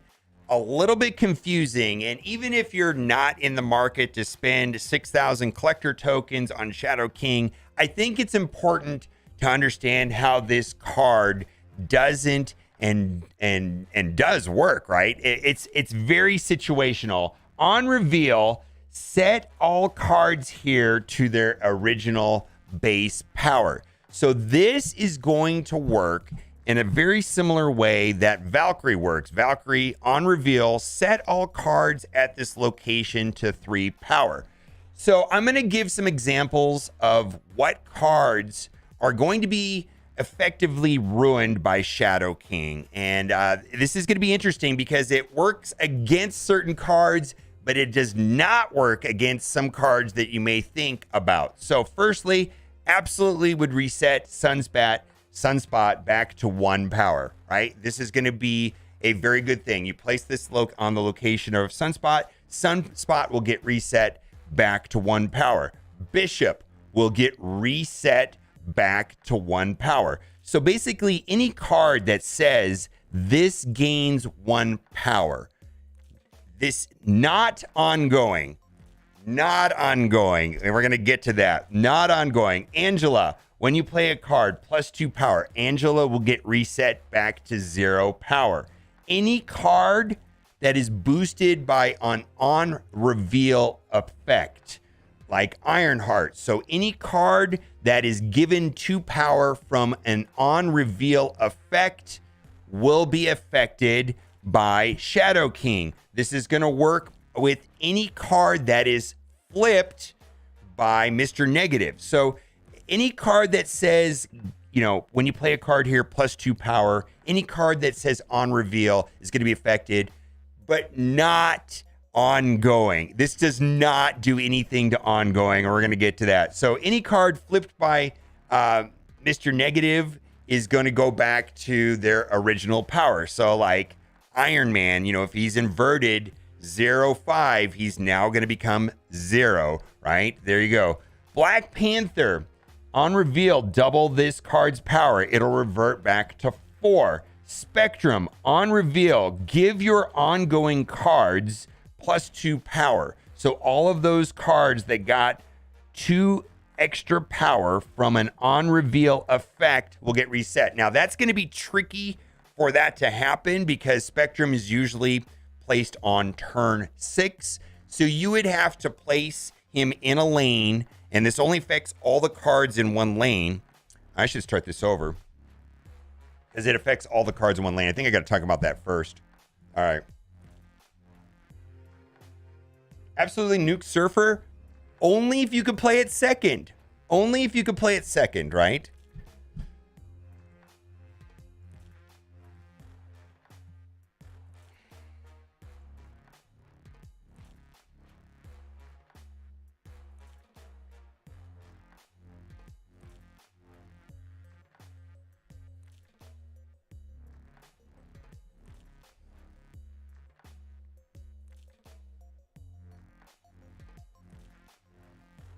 Hawkeye, let's see.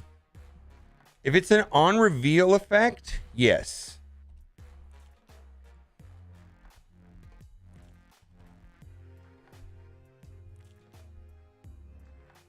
Yes.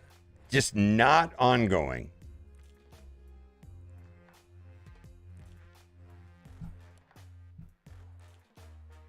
Helps your cards against Hazmat. Yes. Yes. Yes, yes, yes, yes.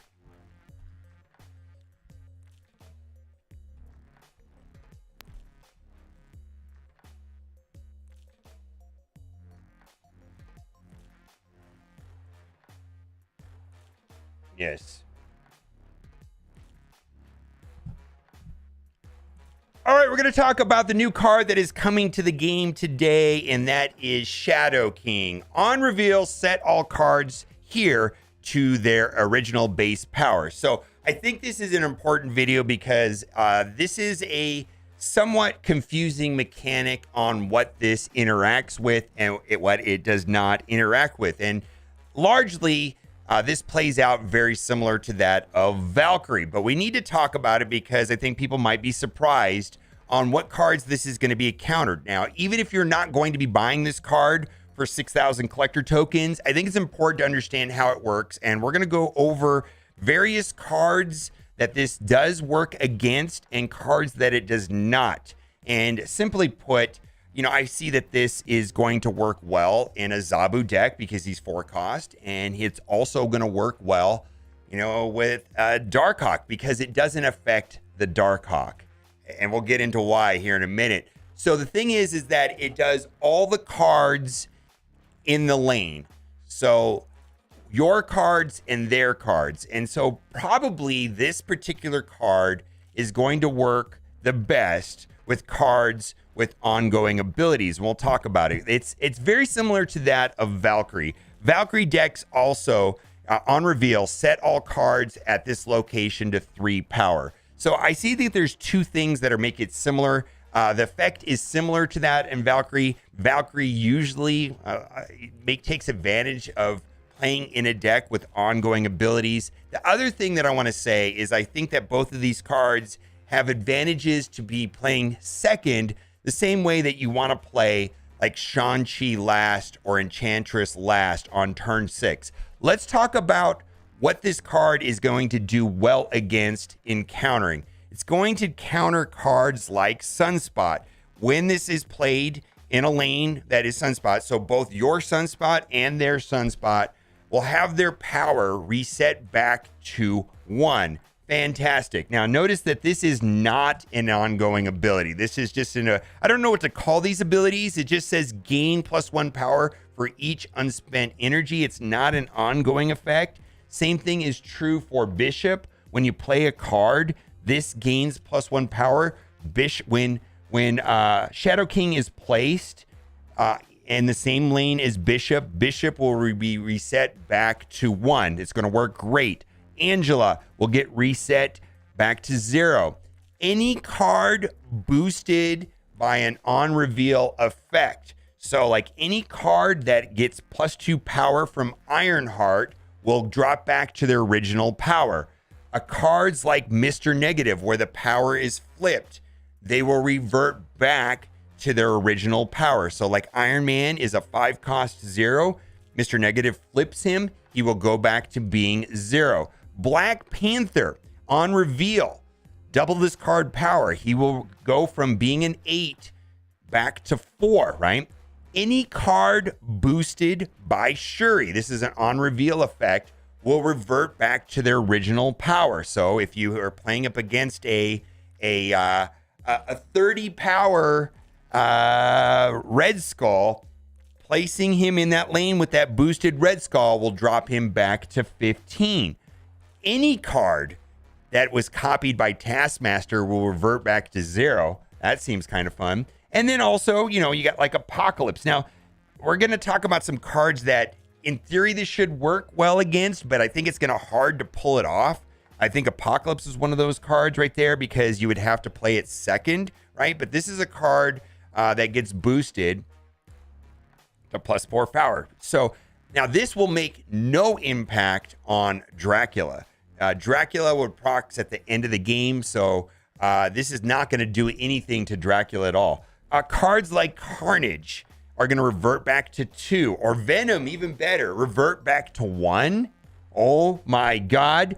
Any card that is negatively affected by Hazmat will be offset. So this can offset Hazmat. Now, here's a couple cards that I think are going to be situational. I know a lot of people want a counter to Silver Surfer, but that is going to depend on having or not having priority. We're going to talk about that a little bit, but like Spectrum is a card on reveal. Give your ongoing cards +2 power. So all the cards that are given the +2 power by Spectrum's on reveal effect will be reset back to their original power. And the thing about that, though, is then their ongoing abilities are going to be added back to them because this will not affect ongoing abilities. It only is going to affect on reveal abilities or like gain 1+ power because you skipped a turn, the energy from Sunspot, things like that. So for this to work against, let's say, Silver Surfer, on reveal, give your other 3 cost cards +3 power. You would have to play it second. So priority is determined by who is winning the turn before. So if you're going into turn 6 losing, then your opponent plays Silver Surfer, it procs, you place it into the lane that has the broods, and the broods are going to revert back to their original power. So I think that is good, but it feels situational. And that's why we're going to talk about an upcoming card that may work well with Shadow King that is not out yet. Cards it will not work against is Devil Dino. This is an ongoing ability. So the ongoing ability, let's just say, reapplies itself.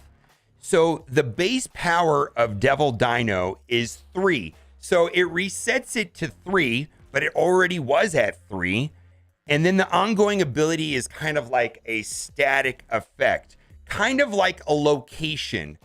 It won't do anything against these locations. The locations are continuous and they're like reapplying, if you will.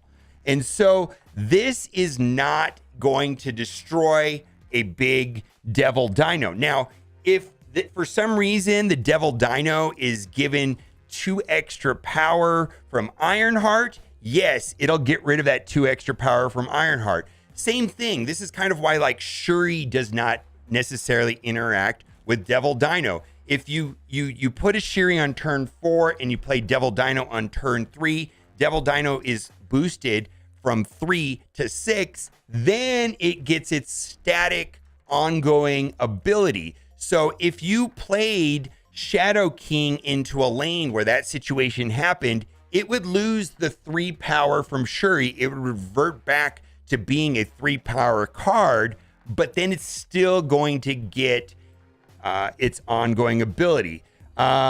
Same thing with Blue Marvel. The ongoing ability is static. So typically in Valkyrie decks, there is this inherent synergy with cards like Blue Marvel, and some people are building Valkyrie decks and maybe even Shadow King decks around ongoing abilities. So basically it's going to negate abilities and power increases from on reveal abilities, and then also abilities similar to that of Sunspot, where it just says gain +1 power. Let's see what else we got to talk about. Morbius will not be affected by Shadow King. So, and then the locations will not be affected. Cards here have -1 power. It won't change anything that the cards there will still have -1 power. Now, I just wanted to talk about cards that like to be played on turn 6 and not have priority. And the card that may facilitate that is going to be Ghost, which is a card that's going to be, Series 5 when she comes out, and ongoing, your cards here are always revealed last. Same thing as not having priority. So priority is when your name is glowy as opposed to your opponent is glowy. So if we look at the screen right here, you can see that my opponent name is in gold. They had priority. I did not have priority. And that's determined by the turn before who was basically winning the game at that time.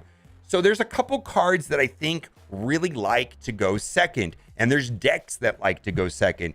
Shadow King is a card that would like to go second. Valkyrie is a card that would like to go second. But more common cards that people are playing with are going to be Shang-Chi. Turn 6, they're going to play Infinite, let's say. They play the Infinite. You do not have priority. Your Shang-Chi blows up their Infinite, right? That feels good. Not having priority is important to Shang-Chi. Also, it's important to cards for Enchantress. If you want to affect cards that are played on the same turn as Enchantress, you do not want to have priority. Most cards in the game, I think you do want to have priority, like Cosmo and things like that. This is also why Galactus decks like having priority. Now, I don't know if you've heard this or not, but the nerf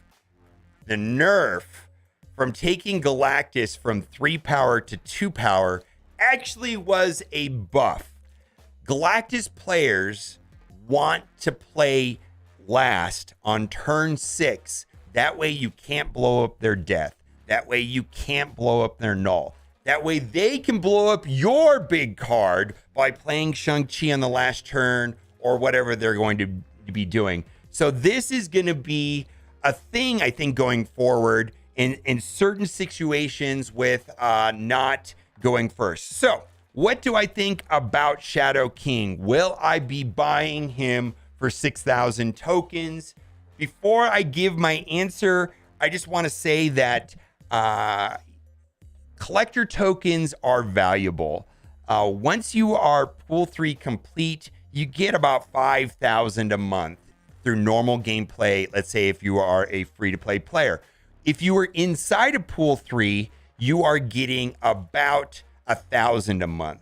Now, if you are pool 3 complete and you want to get more than one Series 5 card a month and you're willing to pay and buy gold, refresh all of your missions, you can spend about $20 a day and get extra credits. It basically works out that 6,000 collector tokens is worth about $200. It costs $200 to get an additional 6,000 collector tokens.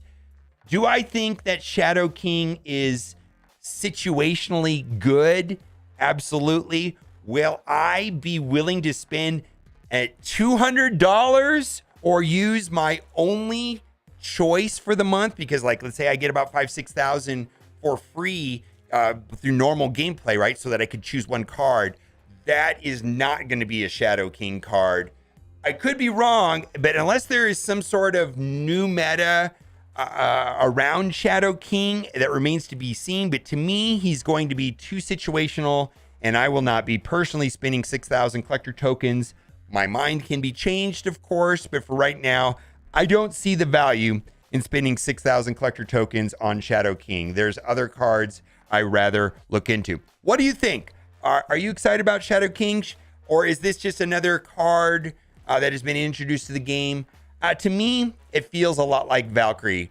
Cool, situational, does some interesting things. Maybe there will be more cards in the future coming like Ghost that'll make them better. But for now, I'm okay with not owning this card. Let me know what you think in the comment section. And as always, thanks for watching. Keep on gaming.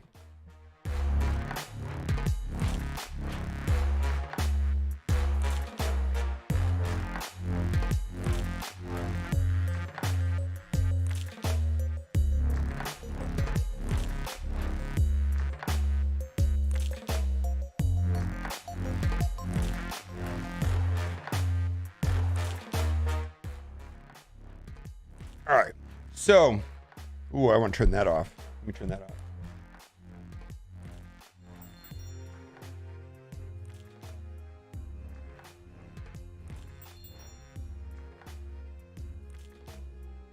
Did they say what cards are coming after Shadow King? There's no information. The only, there is a list. Basically, the card after Shadow King is going to be the season past card MODOK, and then from there, there's going to be like King and Stature, and I don't remember all of the cards, but I know Shadow King is tonight's card, and then my best guess is next week the card is going to be the season past card, because the ZABU season will end, and then we will get MODOK. All right, so do you guys feel like you understand how the card works now after?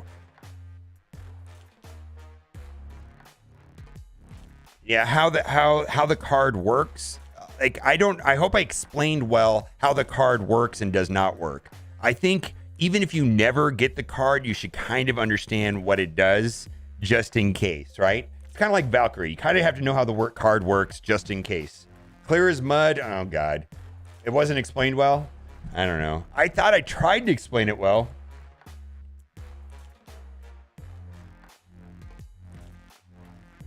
All right.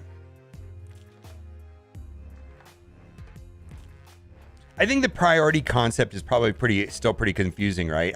I feel like it's vital to playing this game well. Like, you have to understand priority.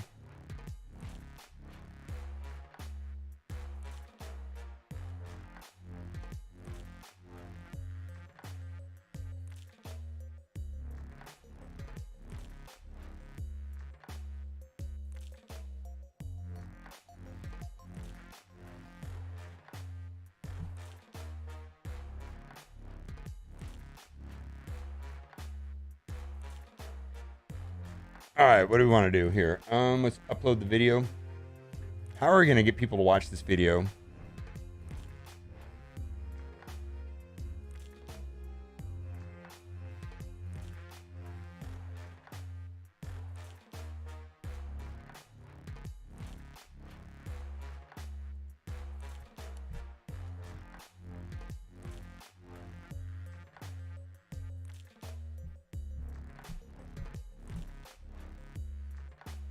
I know, man. Me too.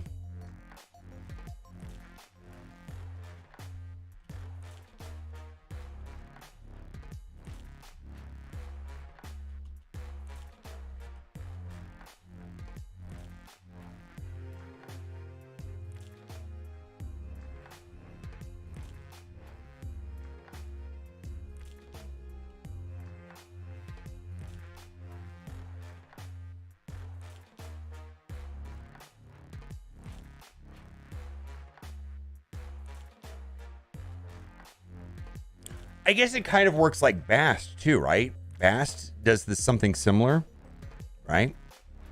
Bast doesn't affect ongoing abilities. Like Bast actually works well with Bast works well with Darkhawk. Right? I think I should have used that in that example, right? It works like Bast also. Bast also works the same way.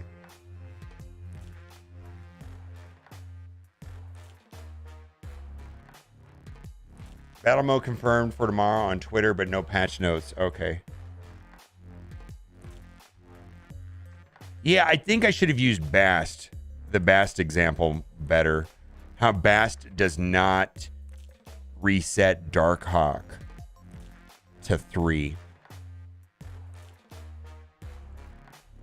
It's the same reason why Bast, you can play Bast and Darkhawk in the same deck. Clear as mud, right?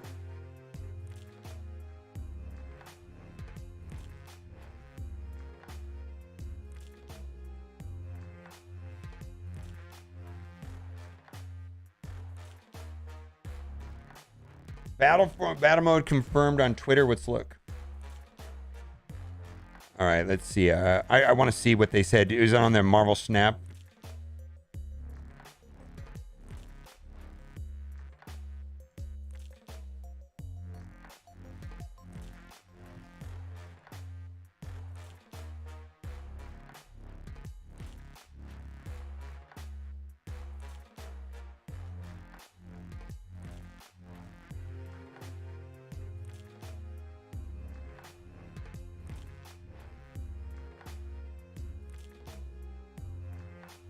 Correct. Yes.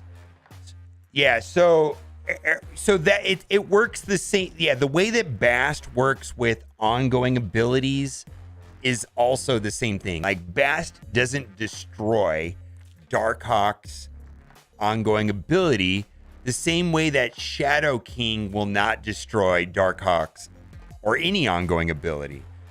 That I should have explained it that way, right? That's how it works. All right. Official Twitter. All right, let's go there and look at that. This new card is confusing.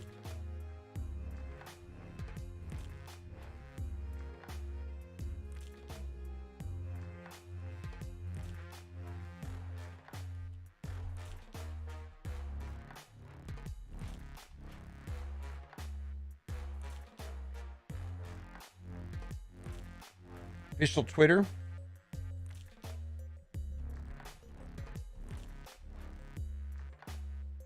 Do I like the theory crafting with Snap compared to Marvel Strike Force? Sure. Let's see. Marvel Snap.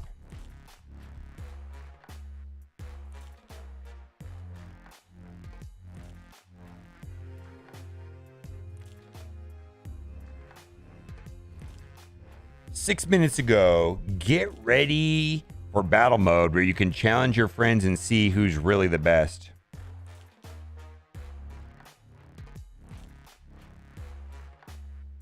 Versus your friends, right? So we got Squirrel Girl, Arnim Zola.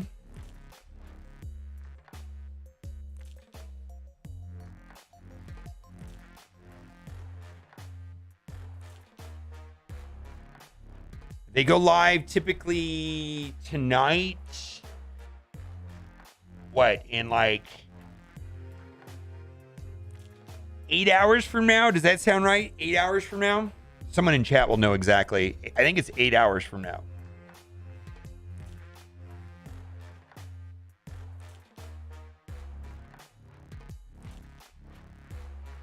That's what I'm guessing, yeah. It says the 31st, but I think that means tonight, 8 hours from now. Squirrel girl looking hot. You like that fuzzy tail, don't you?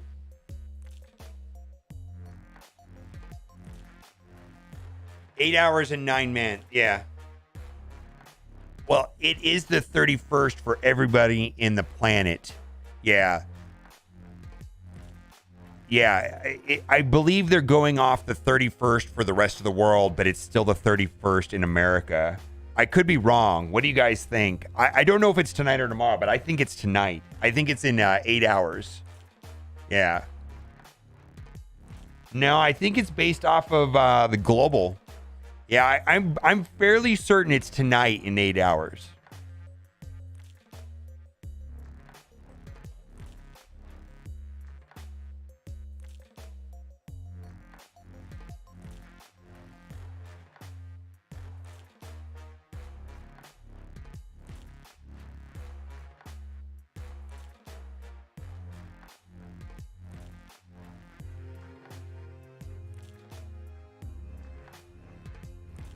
Yeah, I like him.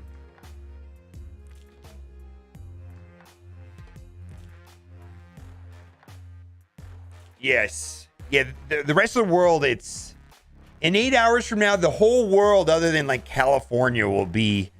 You know, other than America, will be on the 31st. So the game time, I think, is... I don't know what it's based off of, but is it based off of like... is game time based off of Korea? I don't know. Is it Korea? Midnight Korea? I don't know. I think so.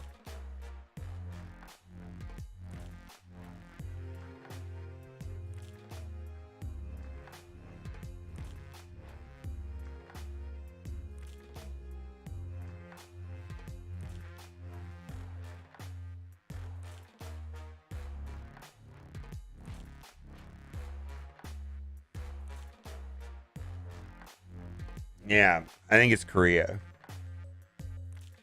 I need a thumbnail for this video.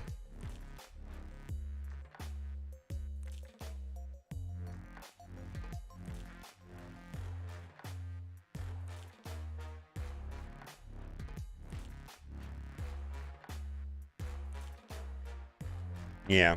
What kind of thumbnail am I gonna make for this video?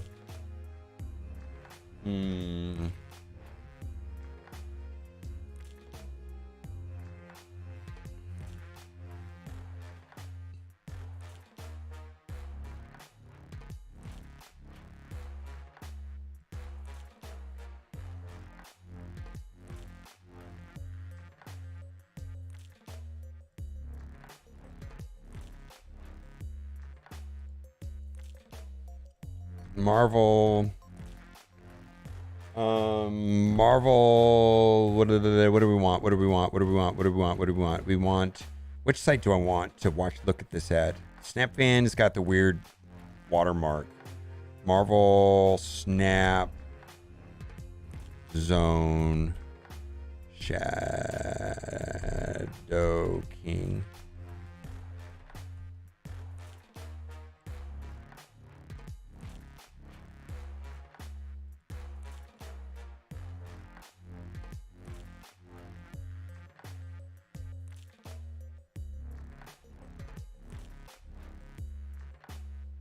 I don't think this will get good views, to be honest with you.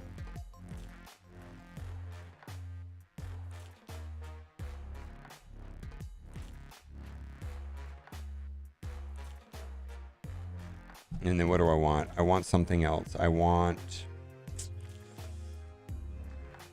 let's see. Marvel Snap. Marvel Snap. Marvel Snap wallpaper.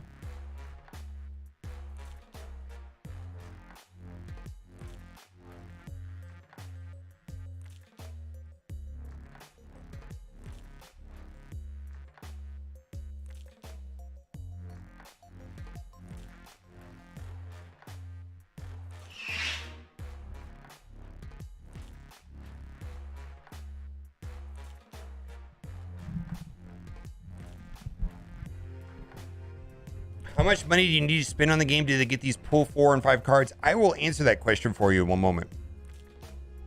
There's a very specific answer.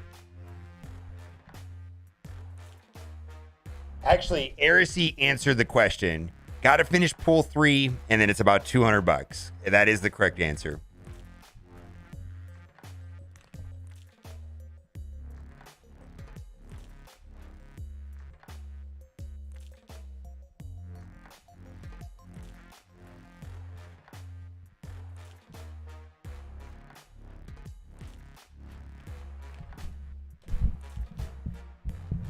Got to finish pool 3 first, though. You're really not getting any access to pool 4 and pool 5 until you finish pool 3. And it's not cheap to accelerate your project, your process, your progress through pool 3. You can spend your way to accelerate getting through pool 3, but it's not cheap.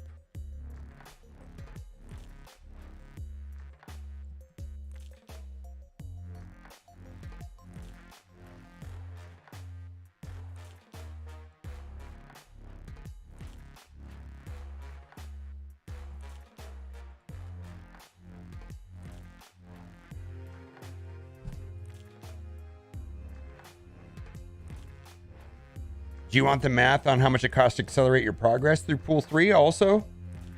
I can give you that also if you want that. Here we go.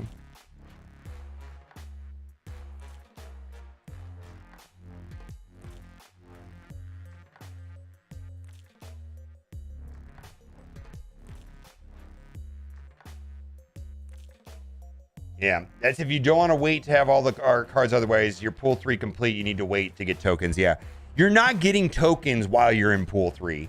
You're getting 1,000 a month. You're just not getting tokens. Not a meaningful amount of tokens in pool 3.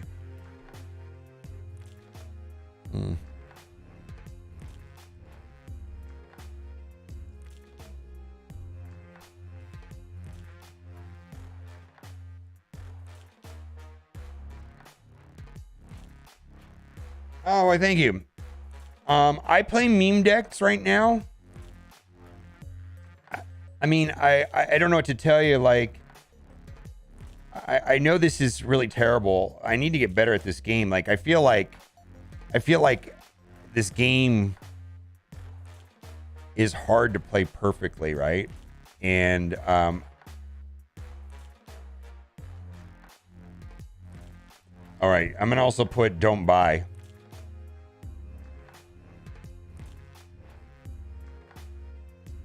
Or I'm going to put not buying.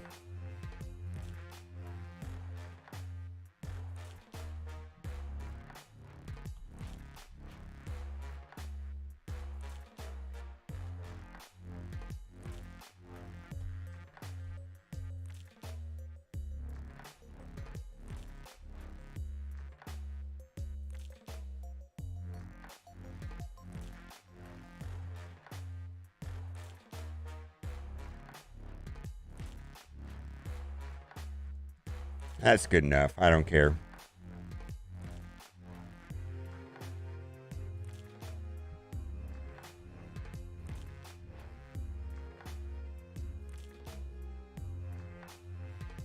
The game has a low floor but a high ceiling for proper execution. Probably what makes it good. Yeah. So here's the deal. Like, I feel like there's 4 types of players, right? There's people that care about variance, and we're just going to put them in their own pool, right? Like, you can spend $10,000, $11,000 on this game if you want to buy every variant. And buying variants is fine, but buying variants for collector tokens is super pricey. It just super pricey, super expensive, super exclusive, right? Then there are free-to-play players, there are Battle Pass players, and there are Krakens, right? So I actually think that this game is a lot of fun to play as a Battle Pass player. I really do. I just think it's a good value. Krakens, you can spend $400, $500, $600 a month, and once your pool 3 complete, to keep up with the pool 5 cards, if you want to have the people today that have every card in the game have spent about $3,000. Or you can take your time getting through pool 3. You'll get through it. Buy the battle pass cards, and you will probably be 94% complete or so by the time you get through pool 3. And you'll have access to 1 card a month, and you'll have the battle pass card. And for me, that system works. But if you want every card, yeah, you're going to spend some money. Also, I personally think that free-to-play players are kind of getting hosed right now by battle pass cards being OP, being very good.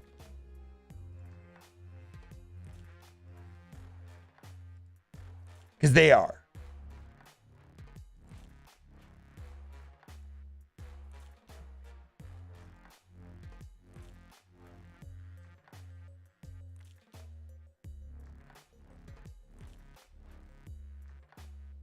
It's not random like they claim. I save 80 collector check-ins and try to get Shuri at reset, and I can guarantee I'll get M'Baku. It's hard to say. How many pool 4 cards do you have is the question. I mean, what Shuri is going to be one of 10, let's say, or 10-ish pool 4 cards.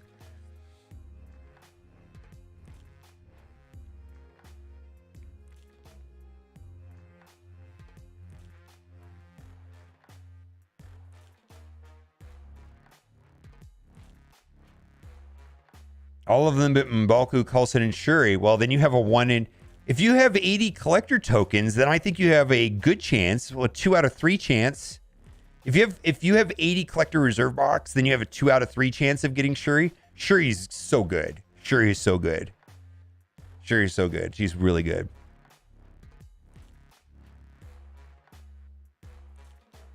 Only to get pull 3 complete is worth anything, and after that, don't really get anything faster. Yeah.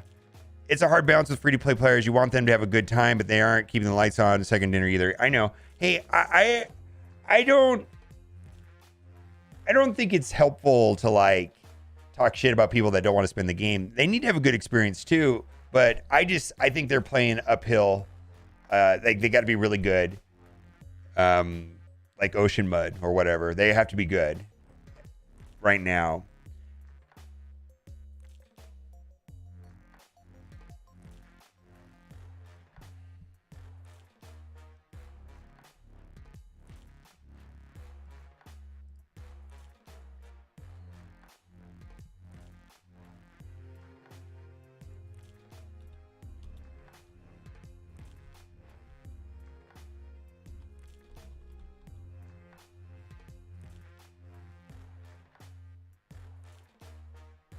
All right, let's see how bad I butchered this video.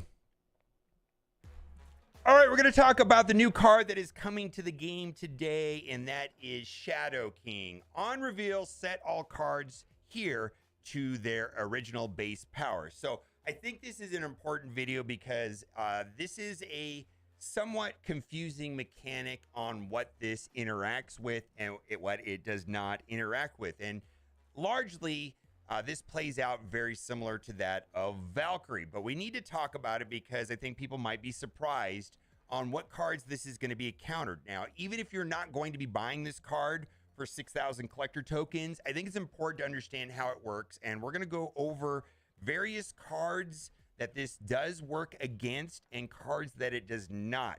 And simply put, you know, I see that this is going to work well in a ZABU deck because he's 4 cost, and it's also going to work well, you know, with Darkhawk because it doesn't affect the Darkhawk, and we'll get into why here in a minute. So the thing is that it does all the cards in the lane.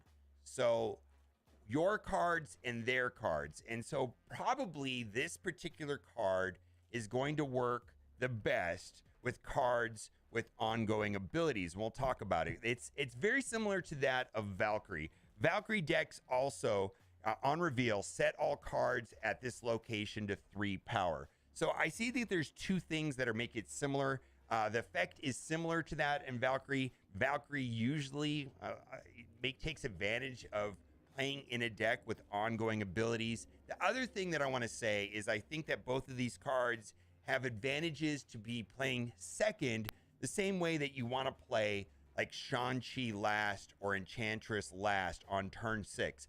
Let's talk about what this card is going to do well against in countering. It's going to counter cards like Sunspot when this is played in a lane that is Sunspot. So both your...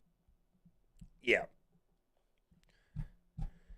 As long as they drop the cards into pool 3 eventually, then it's not even playing the field. Then it's an even playing field. Yes. I mean, $10 is not too much to ask for support the game, given the battle pass time advantage. Yes. I think Snap can get people to spend money early. People will be likely to spend money later. Yes.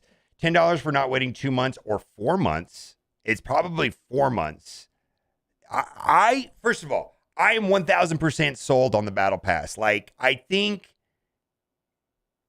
I don't want to say everyone. I mean, I've been broke as fuck before, so I know what it's like to be broke. And I don't feel like everybody has $10. But if you view this as entertainment and you enjoy Marvel Snap, I feel like there is tremendous value from an entertainment point of view in spending $10 in the battle pass.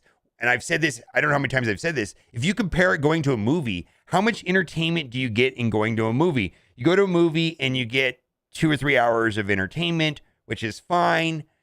I get more than 2 or 3 hours of entertainment from that battle pass card, plus all the other stuff it gives, right? It's just a no-brainer to me. So anyways, is the pass worth in credits like $50? Yes. Close to that, the variants are like $10. I mean, variants are worth 700 tokens. Yeah, that's like $10. Minimum credits boosters way of paying $10. I understand everybody has $10 to spend in the game. Yeah, $10 is not a lot. Yes. Cool freeze frame. Yeah. Oh yeah, me. I'm looking at that. Oof. Cheaper than going to the bar. Part of the reason why there's such a problem right now is because the player base is not pool 3 complete. When most of the free to players complete pool 3, they will have more access to pool 4, 5. Yeah.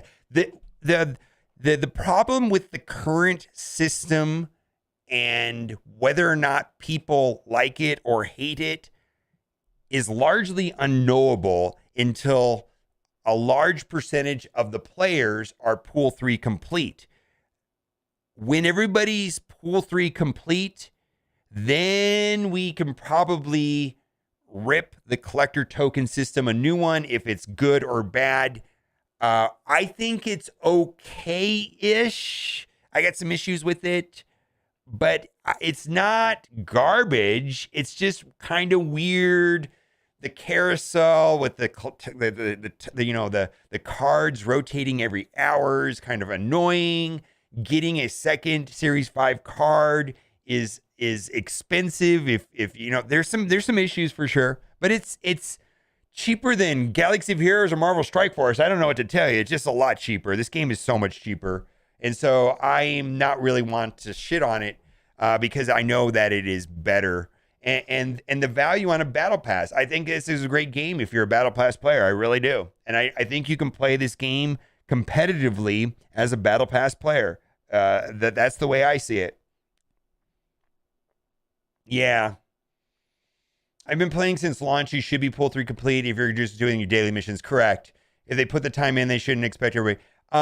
You're not going to be pool 3 complete yet. What is it, about 5 months? So when are the launch people going to be pool 3 complete? Like, who here in chat is a launch player that's been playing daily and spending their gold on refreshes, let's say, and a battle pass player? And what is your collection level? I think you're probably about, somewhere between 1,500 and 2,000? Is that about right? I'm guessing. I'm just pulling the shit out of my air. You're missing 4 pool 3 cards. Okay, so then you're in the mid 2,500s then. Launch and finished pool 3. Okay then. Launch player missing 4 pool. Okay, so you guys are 2,500-ish then. Closer to 3K. Okay. All right, I'm a launch player and spent some money in the battle pass. I'm 3,100, still missing 13 pull 3 cards. Kind of unlucky. Battle pass player, 3,200, 10,000 credit hoard for the new patch. Fine. Launch, battle pass player, bought 3 packages and play every day. I'm collection level 2.6, 3K. Okay, so you guys are really close. So you guys are really close to finishing pool 3. And when you finish pool 3, first of all, there's new cards going into pool 3. There's probably about 4 cards a month going into pool 3 when they drop the cards down, which is fine. It's easy to keep up with. But the advantage to being pool 3 complete is that your accrual rate of collector tokens goes from about 1,000 a month to 5,000 a month. You just get a lot more because when you are opening a collector's reserve now, you're getting a pool 3 card every 4th box. Once there are no pool 3 cards to pull and your pool 3 complete, you're then getting about 400 collector tokens. In addition to that 100 that happens every 4th box, that's a separate thing altogether. We're talking about the 200 to 600 drops that happen when there's no more pool 3 cards. You get that's fine. I did use your golden variants fine. I'm at 2.2. Okay. If you want to spend your golden variants, there's no worries, nobody. I mean, that's fine.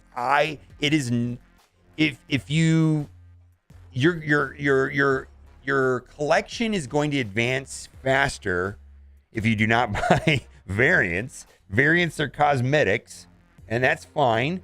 I feel like variants are for people that love the variants or Krakens.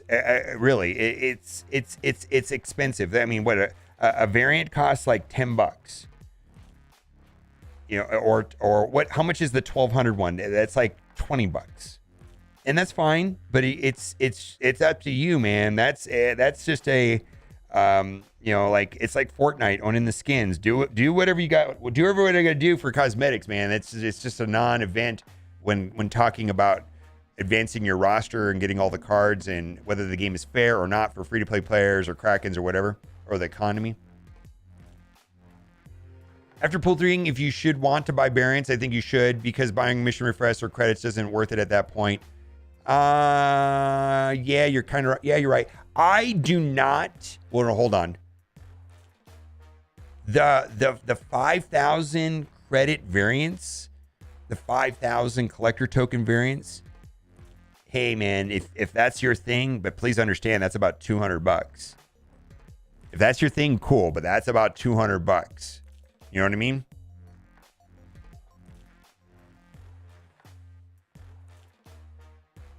Yeah. Oh yeah. Get out of here, man. That's go. I don't know. Do you play your game? But there's no chance that I'm ever buying one of those unless I don't even. I don't see the value. I just don't. I done with pool 3. Spent tokens on Shuri. Great. Thanos. Great. Plus Black Panther, Surfer, and ZABU. Only need Maria Hill. Okay, you're good. Yeah. I'm lunch month, but I got some bundles past 3. Okay, so you guys are pool 3 complete. All right, so you guys knows what up. So like this, the game, the way finishing pool 3 is the way it's going to be for everyone. And the reason why I know some people really hate the collector token system, and some people really hate, they really hate, all of that. But I talked about this yesterday, and I'll talk about it again. I'm pool 3 complete. I use my collector tokens on cards that I think add value to winning. I personally I'm not necessarily buying cards that I consider fun or situationally good. I'm trying to buy the good cards. And I feel like I have access right now to all the good cards, and I am 94.47% complete. I don't have to spend $600 a month to get all the cards, and it is just fine. If you want to spend $600 a month to get all the cards and you want to play with Shadow King and Valkyrie and Shanna or whatever, go for it. I'm completely fine with this idea. completely okay with people having all the cards and I don't, because they're spending a lot more money than I am, and that's completely fine. Like, I'm okay with it. It doesn't seem that weird. It doesn't seem unbalanced to me. It seems fine. I'm okay with it. Oh yeah, that's a glitch. They got to fix the unpinning thing. The unpinning thing is on Android. If you hit the back button, it unpins. Is that right? On Android devices, it unpins if you hit the back button. I think it unpins on Steam if you hit backspace. It's kind of stupid. Ugh. About 3,800. Okay. 13 cards. Maximus and Brood, shit. Dude, Maximus and Brood are so important for Silver Surfer decks without Brood. Yeah. Happens on PC too.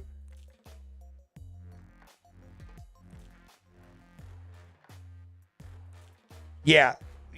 Here's the thing that I want to explain to you. Like, you know, you get all these cards at the start when you're under collection level 500, and then it slows down when you get to 500, and then it slows down again when you get to 1,000, and it comes to a grinding halt when you're pool 3 complete. You're going to be getting...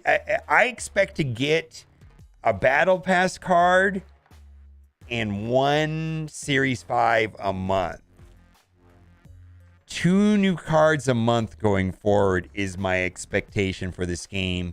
And maybe a random Series 4 now and then. Maybe one random Series 4 a month. Maybe 3 new cards a month. I mean, it comes to a grinding halt at that point. But I am 94% complete. I'm going to get a random Series 4 every once in a while. I'm going to buy the Battle Pass card. And then I'm going to buy one Series 5 that I love. Like I bought Sauron the other day. Mixed feelings about him, by the way. Like, he's okay. He's good. He's not Shuri. He's not Darkhawk, but he's good. You know what I mean? How many collection levels here this month? I actually dumped all of my gold. You realize that collection levels doesn't...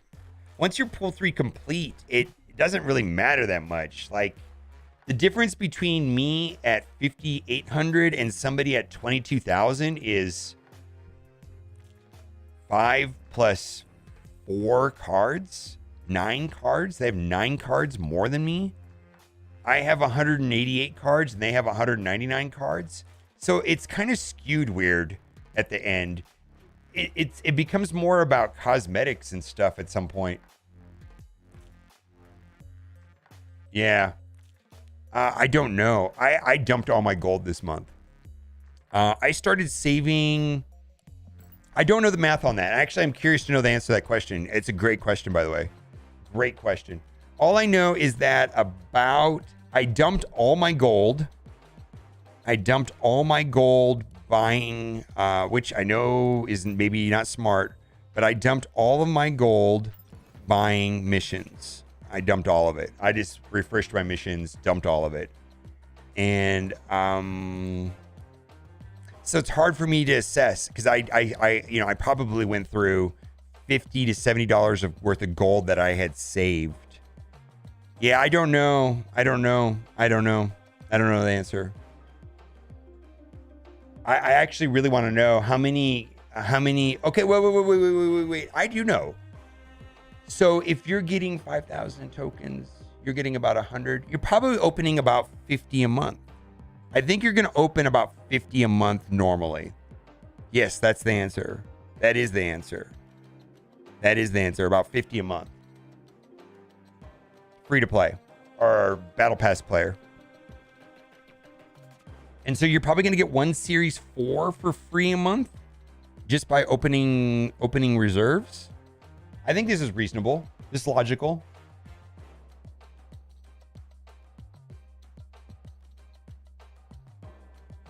Yep, exactly, Vothi. I think that's exactly how it's going to play out.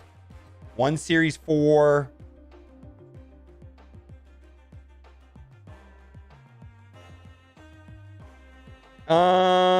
Atuma is okay-ish. Yeah, I think here's the thing. I think we got to start saying this more often. I think every card is probably situationally good at this point. It's just some cards are like universally, like consistently good. And you're right. Shuri is like consistently good. Yeah, I think if you can pull Shuri out of a series 4 tonight, like that's a big W for the people that get Shuri tonight. I think it's tonight. In 8 hours from now, 7.5 hours from now. Helicarrier is going to be meta? Maybe.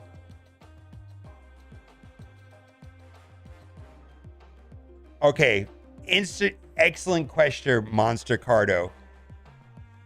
My recommendation is to only buy cards that you want to play today for the 1,000 tokens.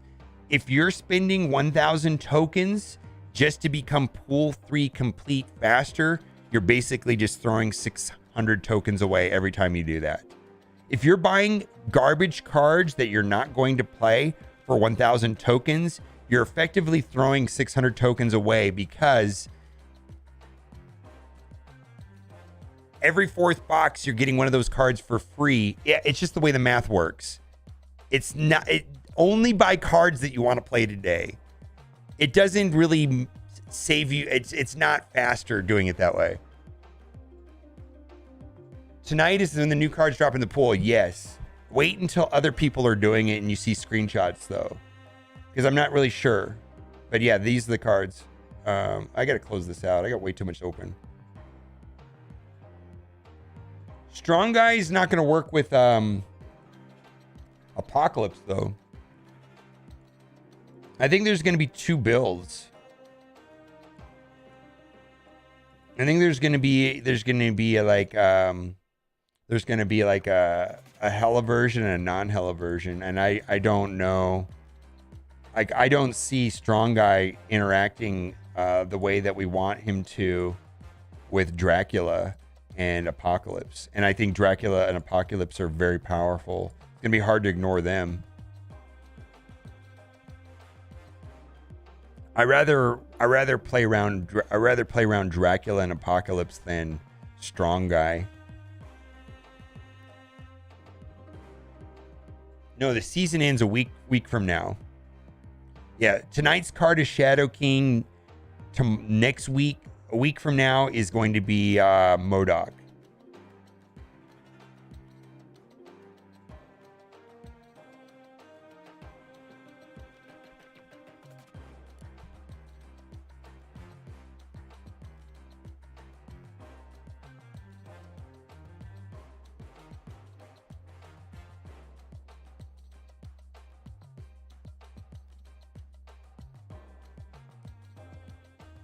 Hey, Mobile, I'm trying out Spectrum Drawer. Do you think Invisible on Mojo is better than Colossus and Lizard?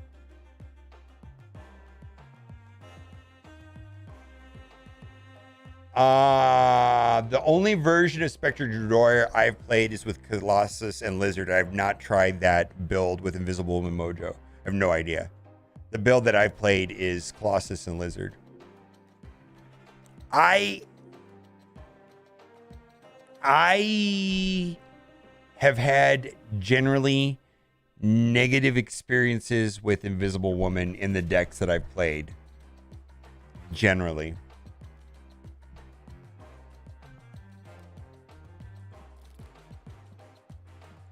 Like, I've had a hard time getting them to work. I want to play something silly. I guess this is kind of silly.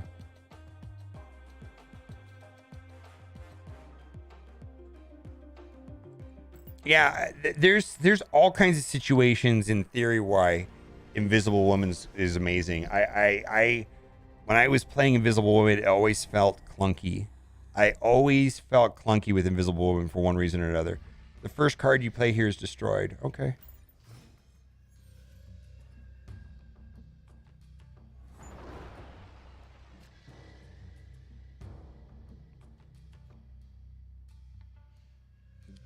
Get exploded. Okay.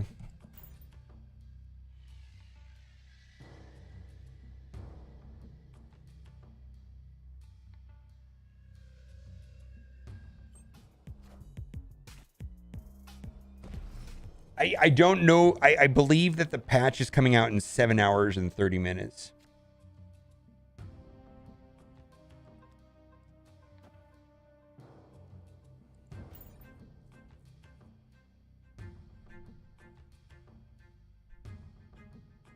I actually just do not know. Does anybody know? I mean, I don't know.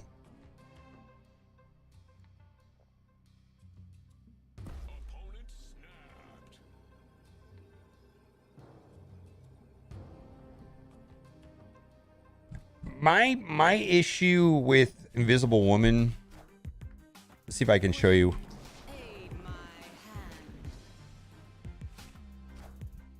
All right, watch this. This is going to be fun. Check this out.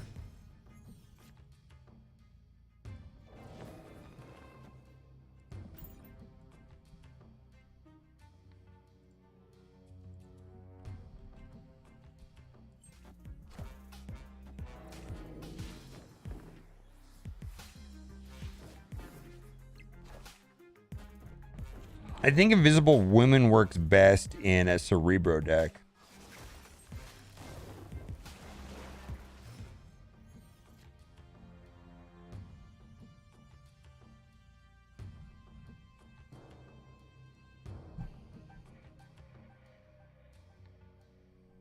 You like the way that played out right there? Let's see if we can get... what do we want? What do we want the most? We want to draw into Surfer here.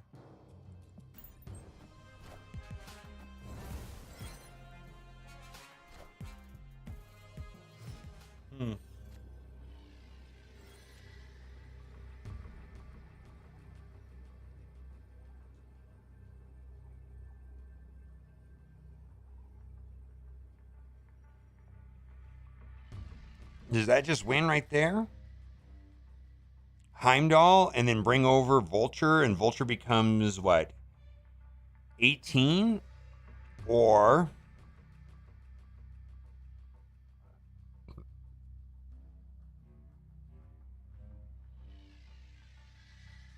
four extra power there. Oh, they retreat. Okay, well, we got a W.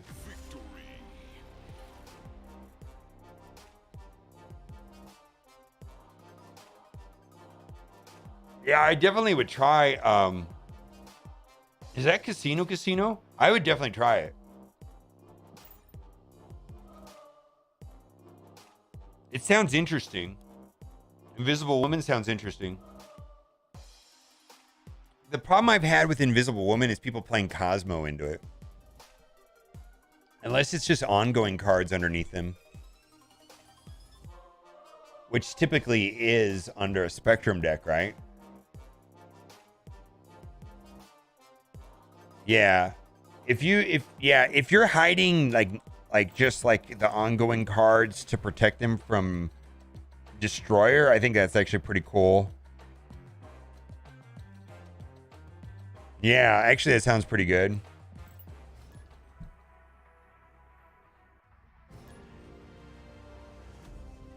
Yeah, that sounds actually kind of interesting. After 4 turns, merge your cards into a symbiote. Yuck.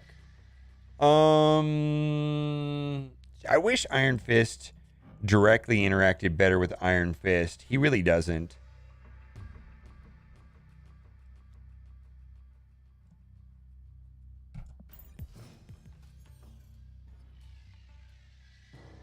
Sarah comes from Collector Shop or Collector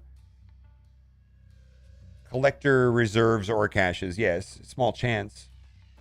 Cards can't be played here. All right, so what do we want to do here? We've got move deck, so that's good for us. What am I going to move over there? Oh, how am I going to get it over there is the question. All right, we're going to play Iron Fist, I guess. And then Craven into the middle. I don't know.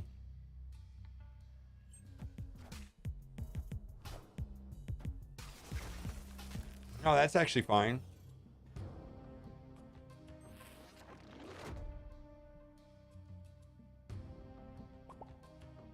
Yeah, I know. He's like, yep. Yeah, I know, right?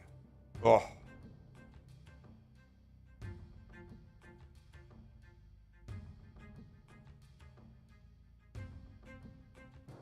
This is a dead card. Yeah, if he snaps me, I'm dipping out.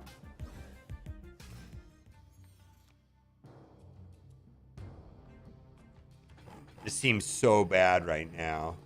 So bad. Ugh.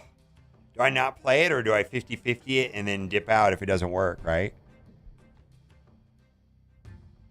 50-50? 50-50, all right. YOLO. We'll dip out if it doesn't work. 50-50. Yeah. I know, right? I know. I know it is not working. I appreciate you, my guy. I hear you. I guess I could Heimdall. I wish Heimdall was...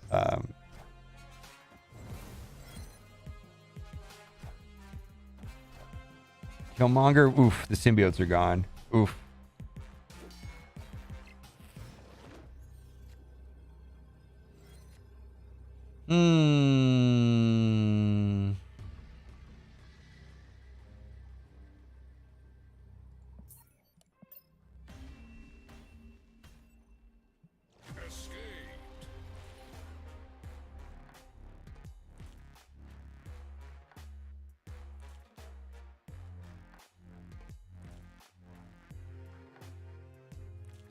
Yeah, I mean, it was just bad from the start.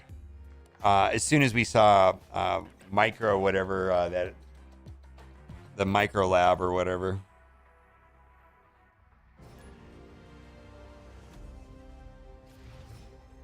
Juice is on the toilet.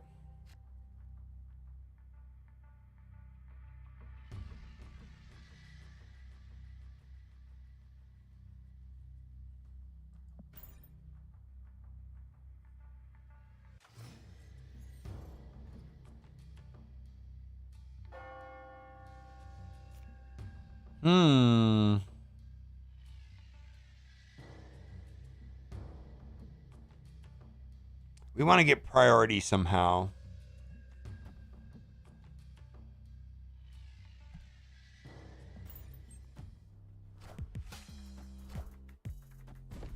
All right. Do we have priority? Give me priority. 50-50. Oof. Oof.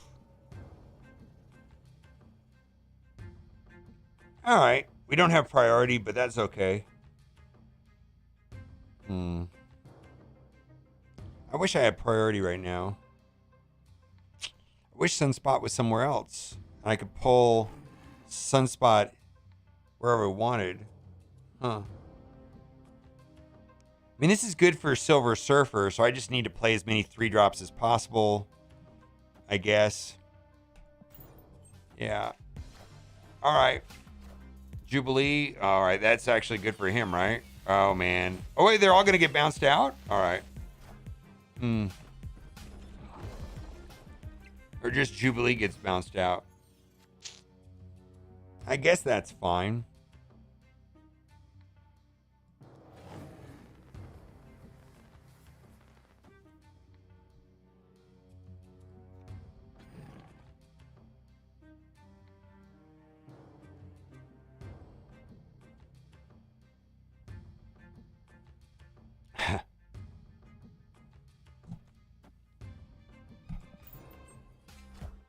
All right, he skipped turn 4.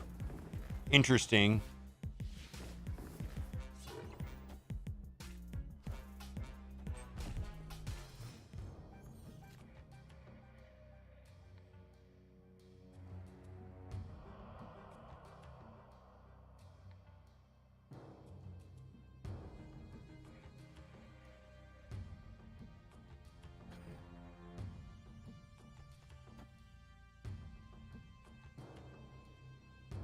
What are they playing? Dude, if they leech me right now, we lose, is the problem. And should I drop Silver Surfer in advance of being leeched? Yes. This deck plays leech. With Snap now, this deck plays leech. We're going to play Silver Surfer now. We're not getting leeched.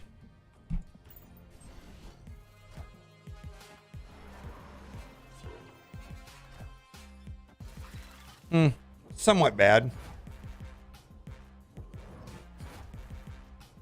Yeah, somewhat bad.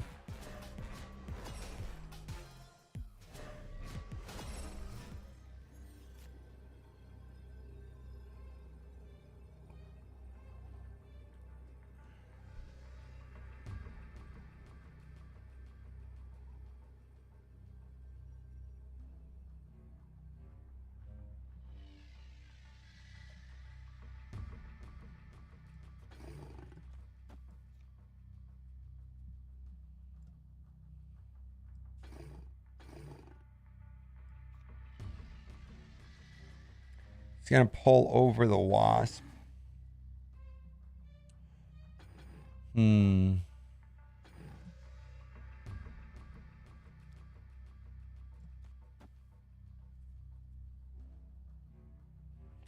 So the arrow doesn't affect Lockjaw, though. Right? It does, huh? All right, this is good. Arrow middle.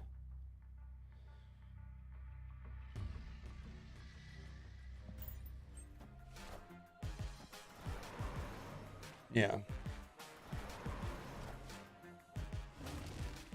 Ah! Was it still a win? All right. Yeah, arrow is so busted. Victory.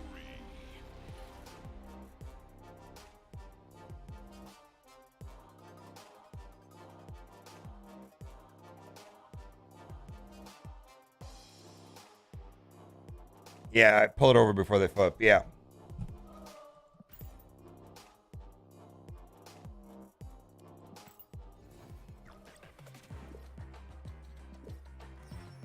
Play 6 cost cards. Okay, I've got a couple in here. 1. Yeah, this is my... I don't know why I like playing this deck right now. It's not... It's a very mediocre deck. I think it's fine, but it's fun. I think it's because I like getting boosters for these cards. That sounds so stupid, right? But I'm trying to get all of them to infinite.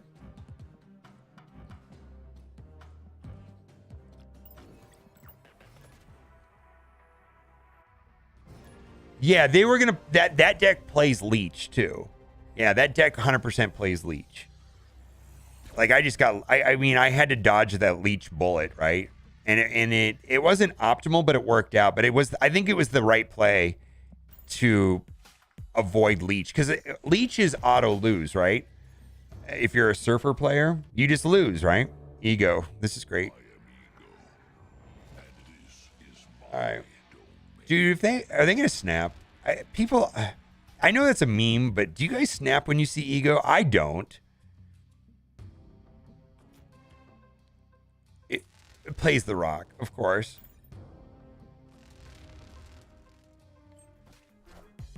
All right, let's see. Black Widow. Oh my god.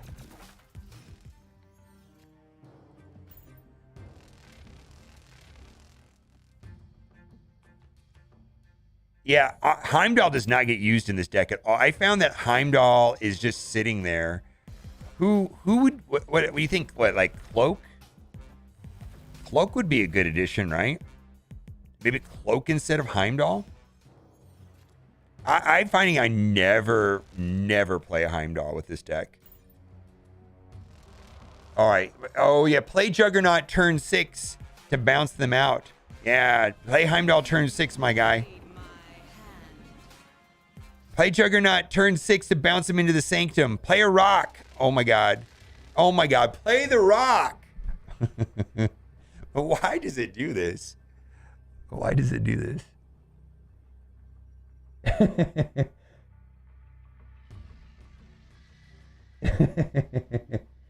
All right. Well, for 1 cube, let's do it. Okay, let's do it.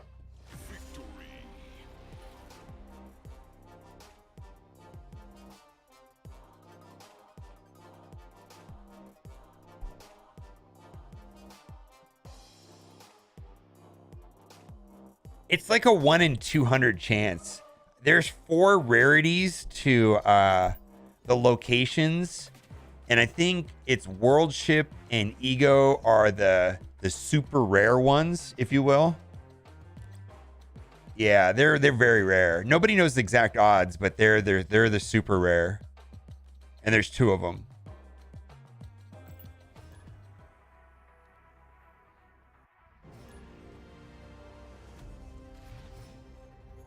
What's up, Sage? Yeah, Mike, I'm open to changing this around, by the way. Again, I wish Iron Fist interacted directly with Kraven.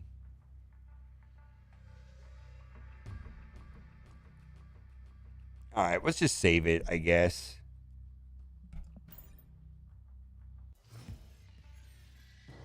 It's untapped.gg. Yeah, that's exactly what it is. Untapped and untapped.gg. I think let's see if it works. I think I created a code for it. Let's see. See if it works. Tracker. There it is. Yeah. All right, we'll put Kraven there. Daredevil. Oh, hey, we can pull Daredevil over here, right? Ooh, we're getting fancy. Ooh, we're getting fancy. Ooh. And then we can bang Vulture into that lane also. Come on. Come on over here, my guy. Whoa. 2 extra power for all that work. Electra. All right. So this is a Galactus deck. Right? This is a Galactus deck. I'm ready for it. I am so ready for it. I've never been more ready for it in my entire life. I'm ready for it. Are you ready for it? We've got Arrow. Let's see what they do. No, wait, we're going to snap now. We're going to snap now because they've got Daredevil. And then when they see us drop the pull, when they see us drop the Arrow, the next turn with their Daredevil, they're going to retreat. Wait, maybe it's not a Galactus deck. What is this? It is a Galactus deck. All right, it is a Galactus deck.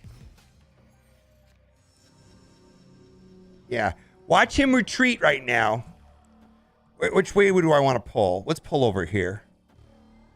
Oh wait, they have priority. No, they have priority. All right, how do I fix this? Oh, they have priority. Stupid Hobgoblin.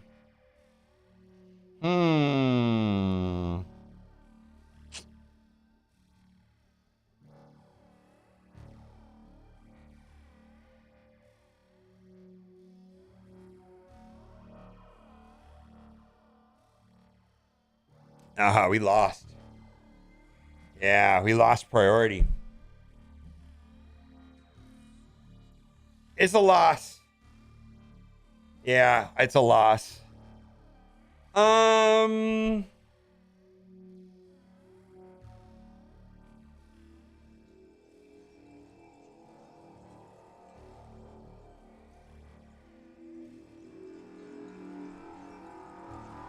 Yeah, but we're still not going to win. Yeah, just watch him play Galactus in the middle and then we'll retreat. Play Galactus in the middle and we'll retreat. No, he didn't have it? All right, well, then that was a misplay on my part.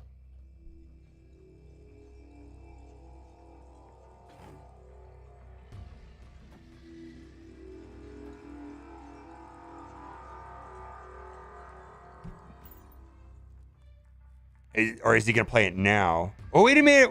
He's going to play it now. All right, no. All right.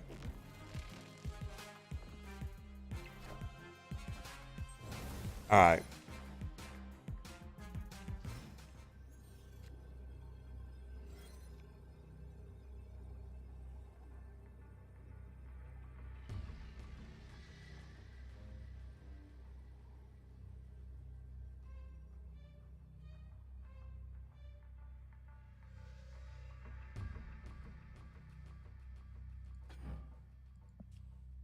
Hmm.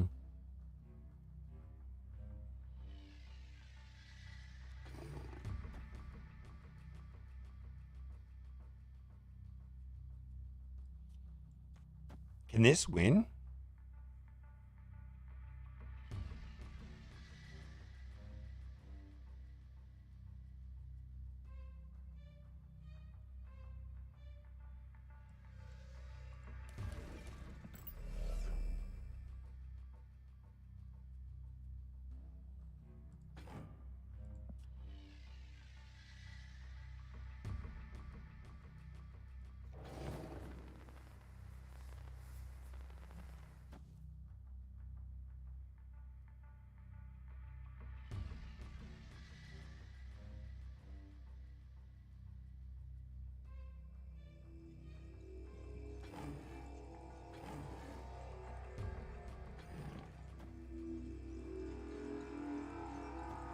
I don't know. We lose. I'm just gonna take the loss right here. Oh.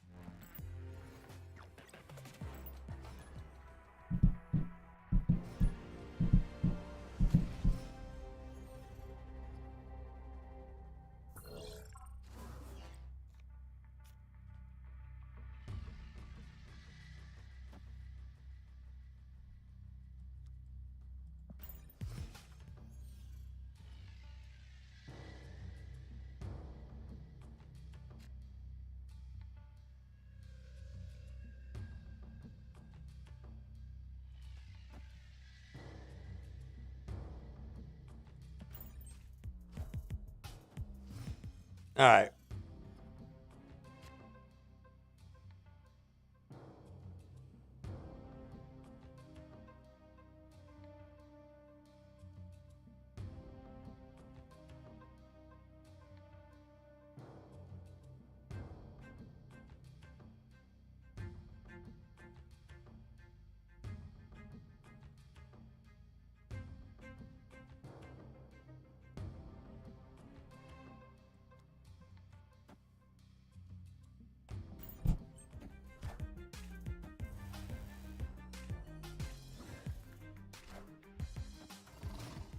All right. Crossbones? Okay.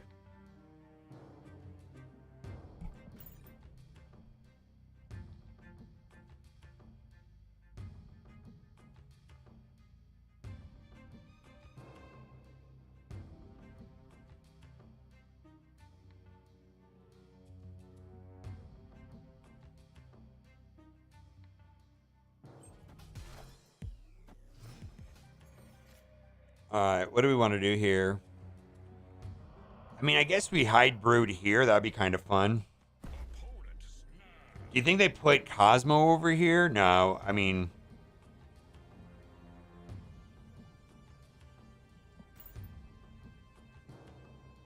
Oh, I should have did Sarah. Ugh. Yeah, I should have did Sarah. All right. I should have played Sarah. Why did I do that? I wasn't even thinking. My brain was turned off. Sarah would have been better.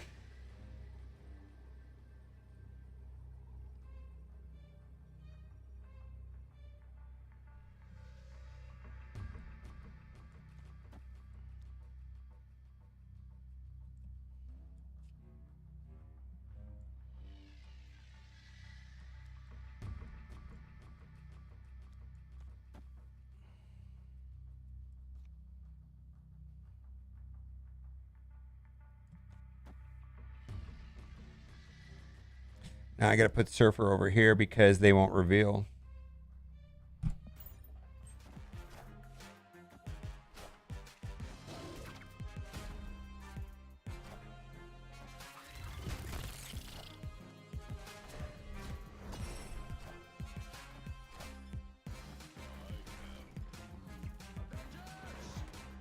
Surfer? No, they just have more points.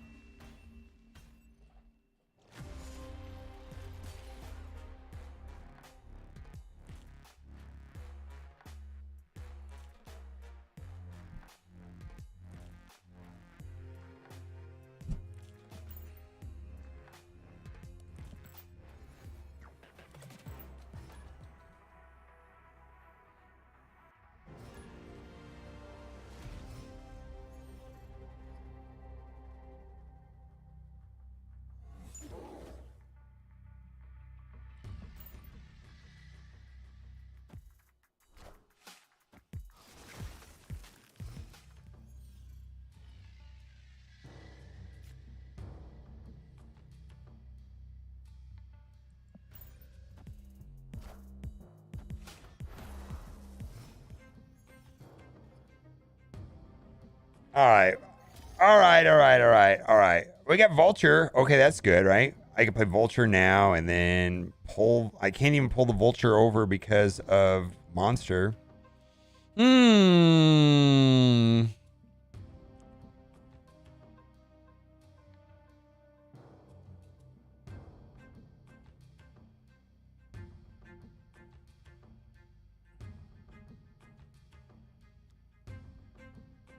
Wow. Wow, wow, wow, wow, wow, wow, wow. Oh, yeah, I should have went Polaris left. 100%. Well, it's same difference, right? Yeah, he's clogged there now, so that's a W.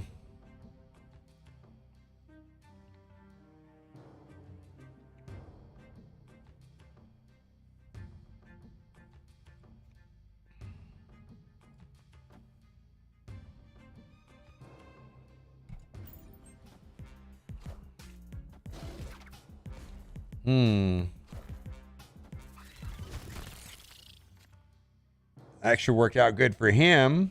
All right, we're going to play Sarah.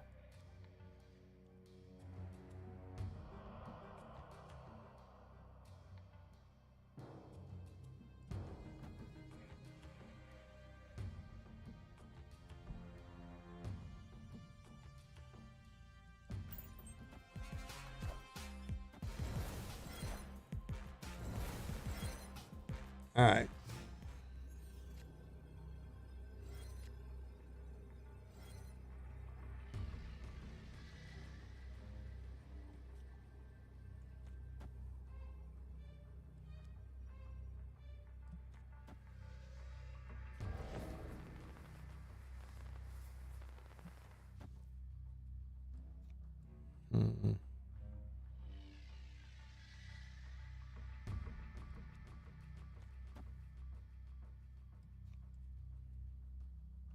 Iceman really messed me up here.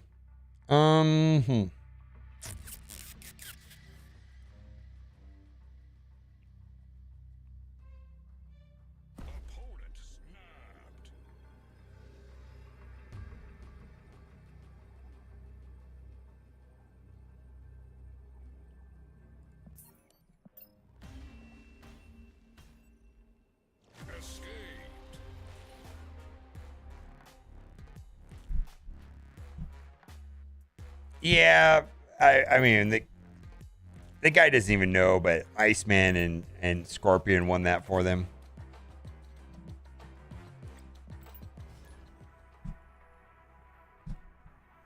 All right, I think we're gonna call it here pretty soon.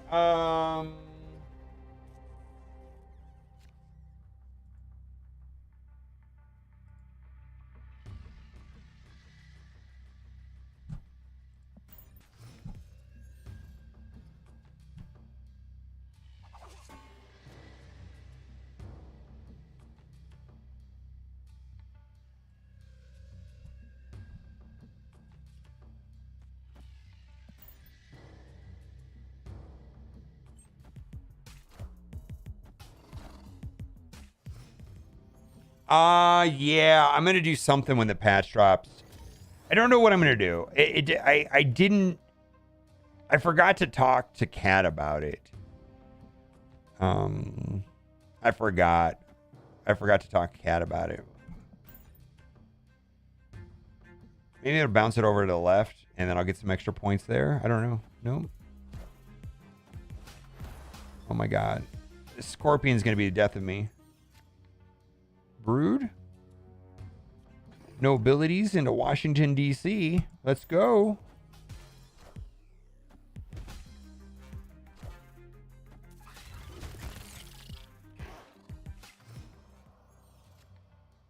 Vulture.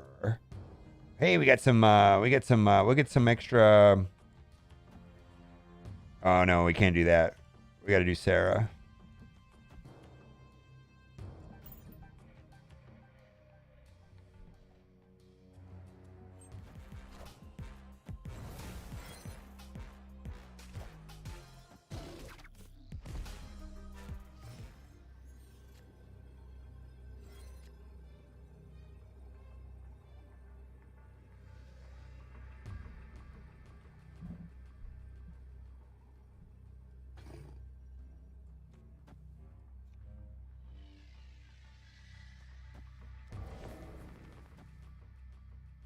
That's good, right? Oh my god. Vulture is going to bounce over there and become 8 and then bounce back over here and become 13. Oh, I wanted to do it. Oh my god, that would have been so much fun, right? Vulture would fly, was going to be 13 power, right? He's going to fly back and forth. Oh man, I wanted to. That's no fun.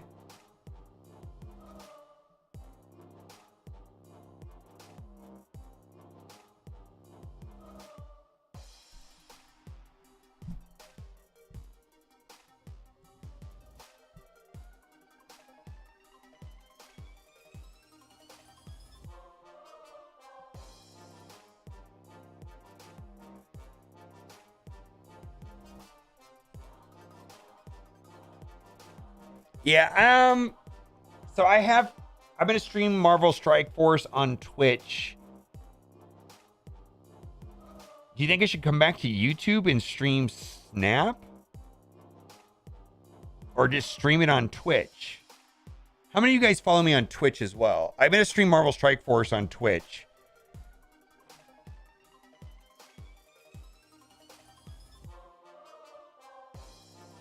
I don't know what to do.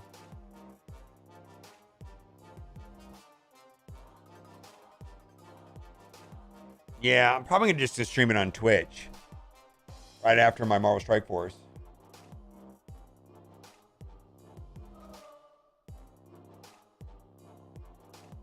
Yeah, well, I'm on both.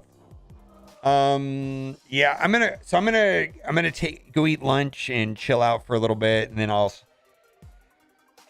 didn't sleep too well last night. Maybe I'll take a nap, and then I'll get on Twitch. I got to do my Cosmic Crucible and Alliance War for Marvel Strike Force, and then I got all these boxes to open. So I gotta make a video about opening all these boxes, right?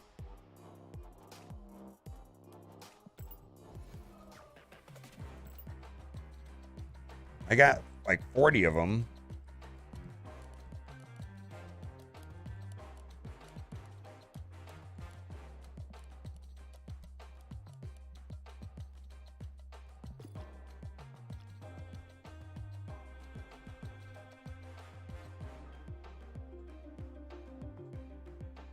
I believe tonight is tomorrow for most of the world and the servers. Does that make sense? It's already tomorrow in Korea already.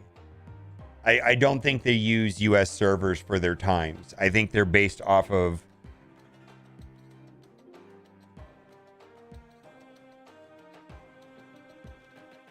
we'll find out. But my understanding is that it is tomorrow. It's already tomorrow in many places, like Australia, Korea, whatever.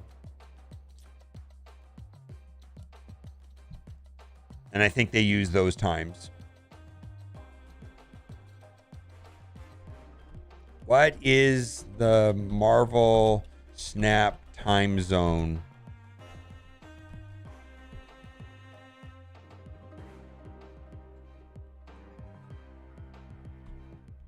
See if I can find out on Google.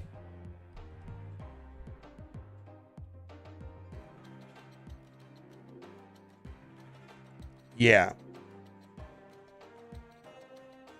It's 8 o'clock. All right.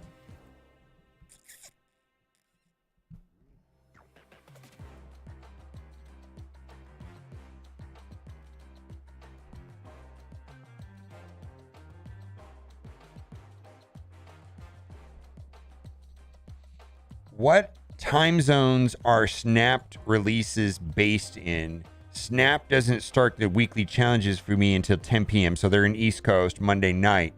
Where is Snap time based from? It's always weird to me that the weekly challenges start the first day of the week, essentially over. I wonder why that is. Not a complaint, Global and all. Nobody knows. Nobody knows.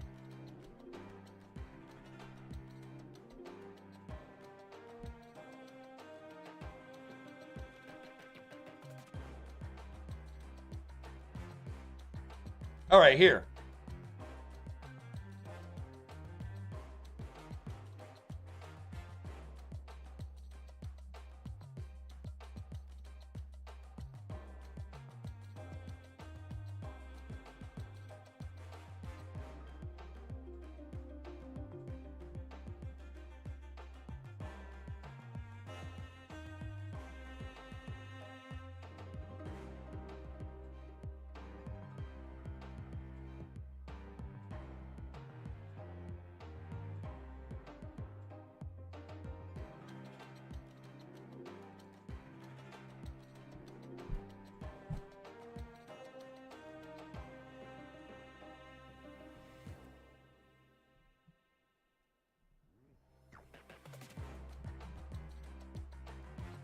All right, I don't know. My best guess is it's in about 7 hours. All right, and we'll find out. If you are holding collector chests, I would wait and see someone else do it first, right? Hey, if you want to be the guinea pig and see if you're first or whatever, but I would wait until official confirmation or screenshots from other people pulling Series 4 cards or Series 3 cards that were dropped. It would be the prudent thing to do, but I believe it's in 7 hours. All right, that is all for today. Bye. See you tomorrow. Watch me do it first. Thanks.